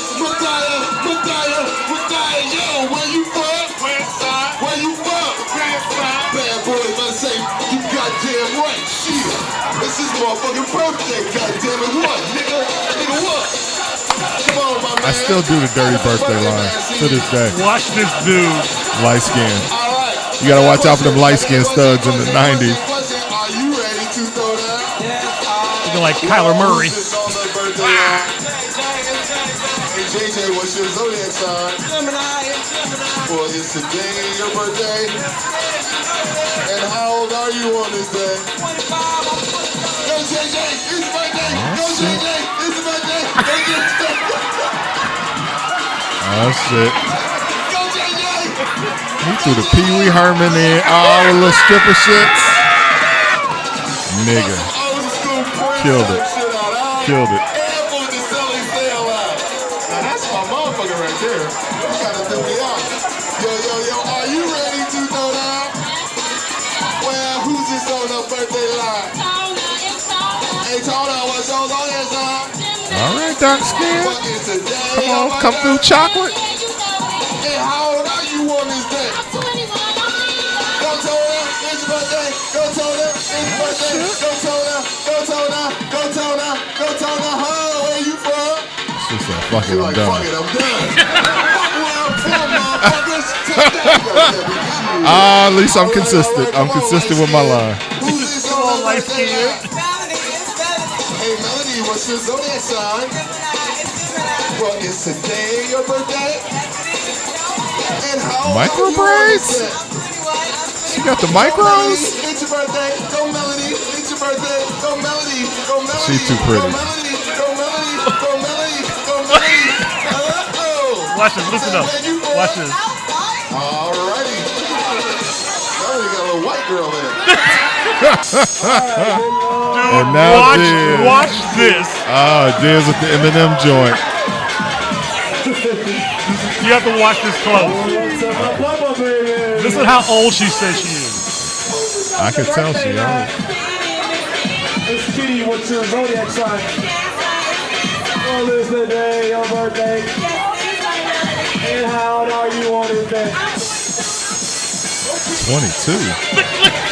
Now watch what happens. Watch this. Now they're booing her, right? Right. And she said she was 22, though she's like 40. Watch this. Watch this. Who's on that birthday line? Miss Kitty, what's your zodiac sign? What is the day your birthday?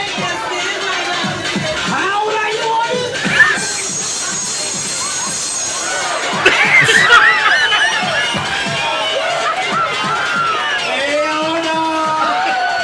Lying her ass off. She 22 in her head. She got a fat ass though. My creep, my inner creep comes out because I wasn't a creep back then, but I'm 54 now. I was 33. I was 33 back then. So this was what I saw every day. You know, now at 54, I'm like a low-key creep. So not out loud, like I would never like, you know, I'm just kind of like, oh shit. Miss Kitty was 22. Yeah, and I had to do it twice. I was like, and how old are you on this? And the place just went. She was 42. She was like 42. She was exactly. 42 at best. She meant that shit. Okay, so the last clip I'm going to show. These are great. These are and absolutely great. Let the record show I got about 200 hours of video. You're watching like 8 minutes. I got like 200 hours of this shit. Just tons and boxes because the camera was there every day for like 3 years. We got to get you a new converter as well. Yeah, and I'm working on that this weekend. People are like, people might know something to know somebody. Right. It's got like a burner. Right. Because you put the VHS. And from the little 8 millimeter I was taking from. Yeah. So anyway, so let me talk this one. Oh, these are 8 millimeter tapes? Well, some of them were. Some of them were VHS. All right. This one we're going to watch is on a VHS actually. Got it. Okay, so the birthday bash was over. And I had two people that were really extra hyped. And one of them, he looked like the Notorious Big. I swear to God, he looked like the Notorious Big. He was from the Wild Hunters. He was there all the time, but he was drunk out of his mind. And there was a big girl in the audience as well, and her name was Leslie. And she was drunk, and she was feeling it too. And they decided that they wanted to battle it out. And I could not resist to have 600 tons of fun on the stage at one time for a juke battle. And this was one of the more epic moments at the club. When I say the club absolutely fell out, and I instigate this, like Mike likes to throw gas on the fire and run away. Mm-hmm. Like, I got this dude so amped up that he would have ran through the wall for me. I just got him pumped up. So I want you all to check this out because this right here is classic. What's up, Biggie? I love it when you call me Big Pop. What's up, nigga? Is with the N-word. A rare N-word from Dizz. Come here, I want to see this battle. Oh shit! It's about to be on in this motherfucker. The 50-yard line, the new 50 in Harvey. Big Papa, you stay over there. Ooh, Stay over there. she a big girl for the 90s. What? Lusty. Oh, Leslie. No fat shaming. No fat shaming. But she was big for 99. Watch this. Where you from? Where you from? Where you from? You ready to do that shit, Biggie? You ready to do that shit, Biggie? You ready to do that shit? Come on, nigga. What? Another N-word bomb from Dizz. Uh-oh, a fight breaks out on the floor. Dude was out. The ladies all over the world. It's Big Les. Big Les. Everybody on your feet. Get out, Big Les. Oh, shit. Oh, she got the leopard print. My favorite shit, leopard. What is wrong with you, Havana Jones? 5, 4, 3, 2, 1, let's go. Give it up for Big Les. All right. Say He's like, man, can I request my song?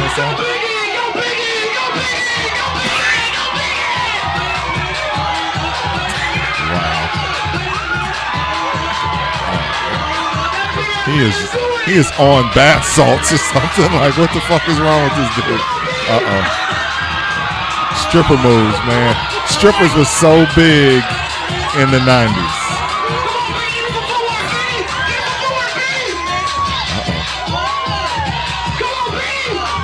So were big striped shirts, obviously. This one to fight this dude.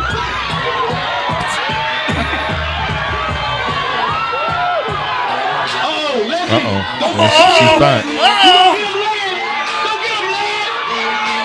Oh shit. Down goes Frazier. Down goes Frazier. He playing it off. He played it off like I meant to do that. Oh, okay. Watch this. I forgot. Who's this on our birthday line? Hey y'all, what's y'all's on next side? What is today, y'all birthday? And how old are y'all on this day? Go ahead, it's your birthday. Go ahead, it's your birthday. Go ahead.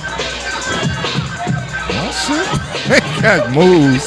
They practice at the crib. Oh, stripper. The cameraman. Shout out to the cameraman. I was Wow. like, what the fuck is this? That's how big the bash was live in the club, that they would choreograph their dance. They would have their dance routine already made for the birthday bash. Like, I would get to the club and there'd be like 40, 50 people. I need to see that end again. Keep going. Wanted to be on the birthday bash. I was like, it was crazy because I'd get there and everybody'd be like, it's my birthday. And I'd have to decide who was going to get on the bash. Right. You know. And you had no idea that these girls had a synchronized dance. No idea. Like, they practiced at the crib. They started out with... And then they flipped over their heads. And then, Then they went into the salt and pepper. Right. You hear me shut up because I'm like amazed. And I'm like, what? Oh, yeah. They had been sweating. Old girl had the sweaty back. Look at that leg. She ground her leg. Dude, y'all do not understand how big stripper culture was in the city of Chicago. Man. Lockdowns. I don't know if that life or lifestyle, but obviously, just looking at the people in the dancing, it is very, very heavily stripper influenced. Like male stripper. That one dude was obviously a male stripper. James. No, I think James was a wannabe male stripper. Okay. Like, he was just like testing the ground at the club. See if they give me some love. Right.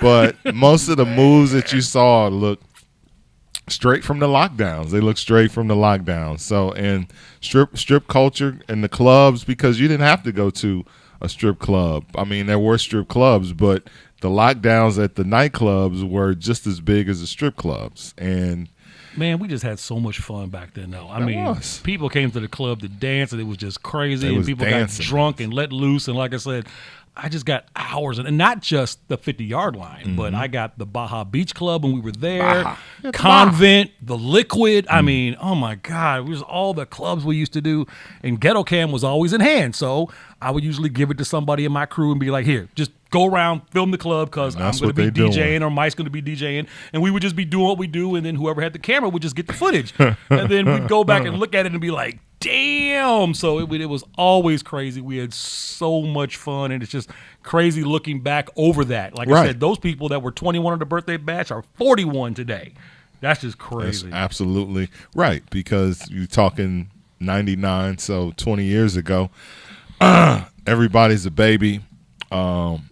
Those big, the big girl, she's got to be really big now. And the guy, Biggie, I mean, well, maybe she became a vegan. Maybe she's not. You know, I doubt it. And I always wonder, like, a lot of those people that I see on those tapes used to be there every Friday, and I often wonder what happened to them. You know, and I've heard some of them are not even on this planet anymore. Right. Some people passed on and stuff like that, and or it's kidnapped. It's interesting. Yeah. Okay. Or worse. Right, or worse. But it's interesting, you know, just the fact that I had the frame of mind just to keep that footage. Because you keep everything. I actually got footage from Club Ultimate, and that's like 1993. Wow. Like, I got the dance floor footage from that. Like, I just always would, like, keep stuff just to be keeping it. And now that we're doing Chicago Famous, you know, we get to have some fun and share some of it. And again, even though, like, when I was showing the whole Back That Thing Up contest, like, I cut that because everybody you saw in there, like red dress and all that, it got dress overhead, wild, crazy, rolling across the floor. We want to see that.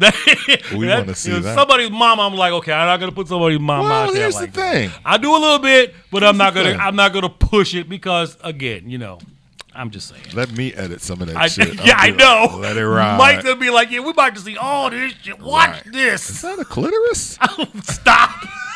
No. Like, her stockings are ripped. What is she doing? Like, cause Big Girl, the one in the contest, like when she came out there and showed the little like red thong in the back, trust me, bro, all that came off. By the time she got from one side of the stage to the other side of the stage, all that was off. And the club was bananas.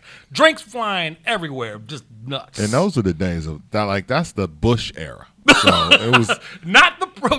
Yeah. Nowadays it's all clean down there. It's like nice and neat. If I could quote Booger from Revenge of the Nerds, we've got Bush. Exactly. We've got Bush. So, yeah. And we're not talking George H.W.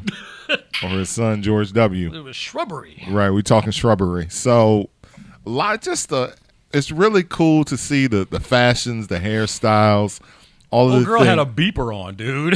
Women had beepers on their hips. Beeper on her hip, man. Like, wow. And like I always, one of the things that I always say is just, that was there were additives in the food in the 90s, certainly, but not like there are now. And, the food that we eat now is drugs. It drugs us, and it continues, you eat the food to make you happy. And, that's why people don't look like that anymore. It seemed like kind of like the bounce weight with the women was like around 135, 140, between 120 and 140. And I'm not weight shaming or anything like that. I'm just, even the guys, the guys were big girls. We are here for you. Absolutely. I'm down. Right. So am I. My wife is like size 20. I'm down. Like, let's be clear. Like I got a big woman at home and I love every inch of her. That said, man, when I'm seeing them size 6s in the video, I'm So see what you got today, y'all? You got like footage from way back in the 90s.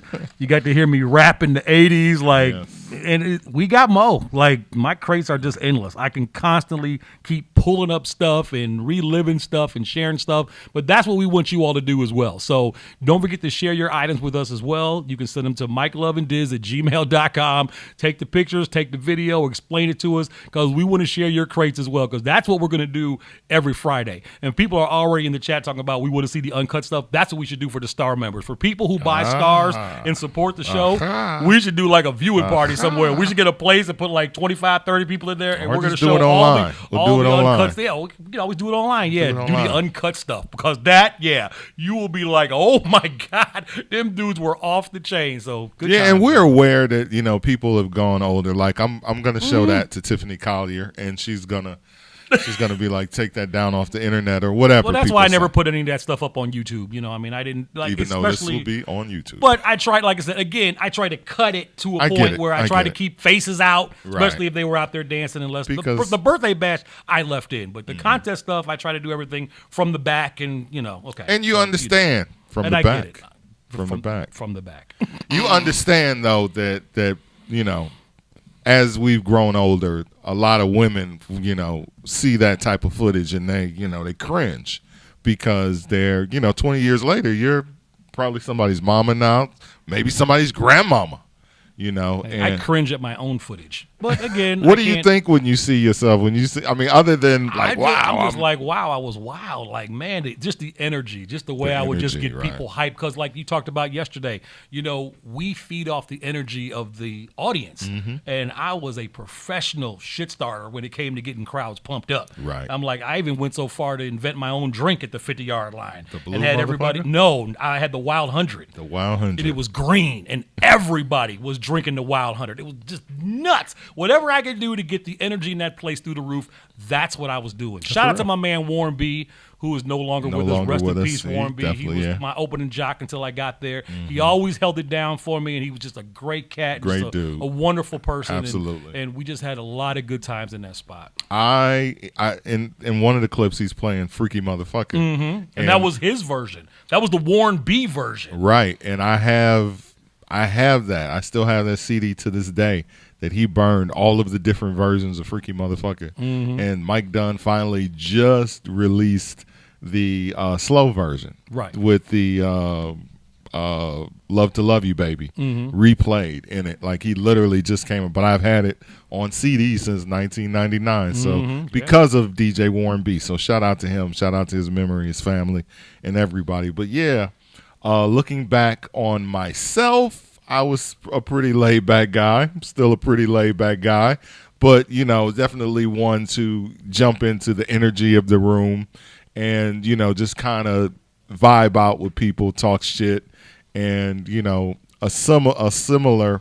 So when you look at yourself, you see how much you changed. Like, how much of that still exists in you today? I still love the DJ. I still love kicking it with the people. When it's party time, it's party time. I can't even begin to probably get that hyped anymore. Right. It's like stuff that, like, again, it's just different times back then. Now, hey, when I was still banging my house parties, up till like 7-8 years ago, like, the energy was still the same. But it was crazy because it came from a DJ a DJ part of me than a host part of me. So I had a crazy dance floor and people was throwing their hands up and it was nuts, but that was from my music selection, not me out there getting people riled up with a microphone. So when did that stop for you? When did that riling people up on the mic, Mr. Energy on the microphone? I don't know. Probably when Bad Boy Radio probably ceased to exist because it just wasn't that connection anymore. Me and you weren't together anymore. The clubs weren't the same. The music was changing. Certainly. Like the music started to change. We started to get to that Laffy Taffy era and that white tee era and that type, the Yin Yang Twins type shit. It was like, okay, now that shit went hard though. It's getting a little different now, and it just kind of changed from there. And then dancing kind of slowed down. It wasn't the party. It wasn't the party anymore. The music got slower, and it's just the vibe wasn't the same. Then of course, the violence kind of increased because back then we were putting 2,000 people in a party, and we weren't really having any fights. We had a few, but for the most part, it was peaceful. And then it seemed like kind of as the music changed, the atmosphere changed, and club shootings started to happen, and people got next to themselves, and the atmosphere got a little dicey. And I don't remember a lot of shootings back in then. I'm not saying that on some, I'm looking at life in rose-colored rear-view mirrors or something. Like there weren't a lot of shootings in the clubs. Fights from time to time. A lot of the stuff took place after the club was over because, once again, like out into 50, it had got so big and so many people were there that, like, people started breaking in cars because people had to park, like, 6 blocks away and walk back to the club because you couldn't get in the parking lot. It was fucked up. And then people came out there. They started breaking in people's cars. They started stealing spare tires. That type of stuff started going on. And then if somebody got caught, then it was a problem. And, just things just got dicey and kind of out of control. And the whole kind of thing, the vibe just kind of changed. So when did you because I know I had left and came back and then I left again. When and what under what circumstance did you leave the 50-yard line? I'm trying to think how that whole thing kind of worked because it was just, I don't know, I just kind of felt it was time. It was like the crowd was changing. Did you leave or was it like they're like, all right, we're done? No, actually it was a money issue. I'm keep it real. Okay. It was a money issue. And once again, we all learn from stuff because I get to sit back and I'm like, man, I've been here for how many years and how many people are in here at $20 a head and here's your little $200, Dizz. Have a nice life. I'm like, man, excuse me, fuck this. I'm like, yo, all this that we doing for real? So we're not even going to talk about it. You're just going to be boss man about it. And I was just like, yo, dude, have on with it. You were making more than $200. Bruh. When we first started this shit, I think they moved me up to $225. But again, I was making so much money selling CDs and all that other shit that I really didn't care. It was like, all right, give me that little money because I was doing slow jam mixes and crunk mixes and stuff like that, and I was making $1,000, $1,500 a night selling CDs. So I was pocketing big cash, but that was mine. Right. So when it came, when the club started to get thin out a little bit and things kind of tapered off, I'm looking at the bosses like, yo, what you gonna do? And they're just like, hey, we'll just go get somebody else. And I was like, okay, whatever. We had a good run. We had a good run at the 50-yard line, 147th and Halsted and Harvey. Made history. We're glad that you guys have taken this ride with us today throughout the journey. Like this whole show is just about the journey of who we are as a team, as Mike Love and Dizz, formerly The Dizz.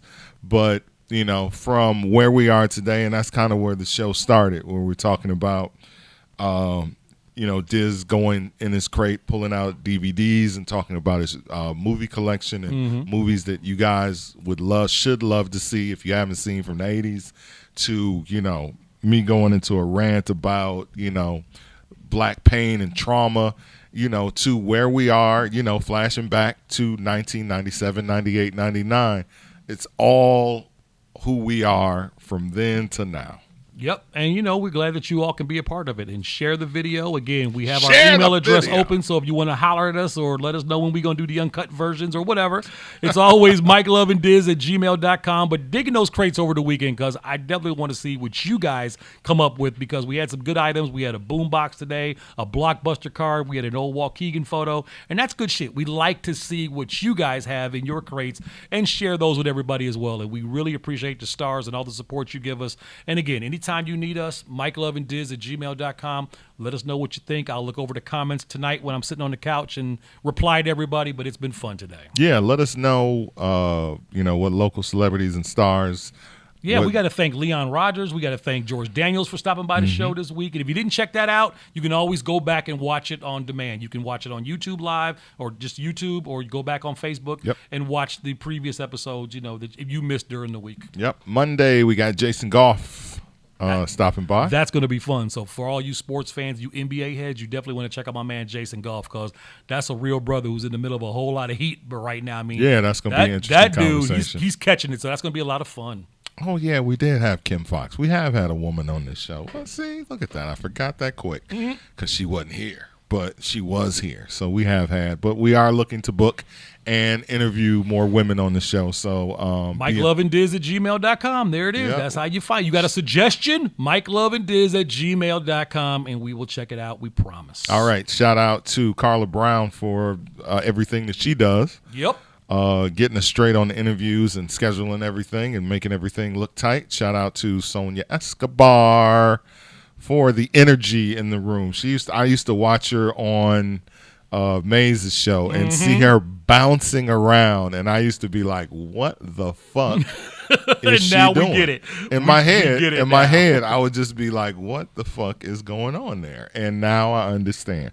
She helps to bring an energy to the show that I did not know we needed. So thank you, Sonia, for keeping us on air and making us look and sound good. And, of course, the one, the only, the man himself, the guy who runs this piece, Maze Jackson, for continuing to make us look good and just being fucking Maze fucking Jackson, ladies and gentlemen. There you go. All right. What's in it for the black people? We'll be back Monday. We'll see y'all.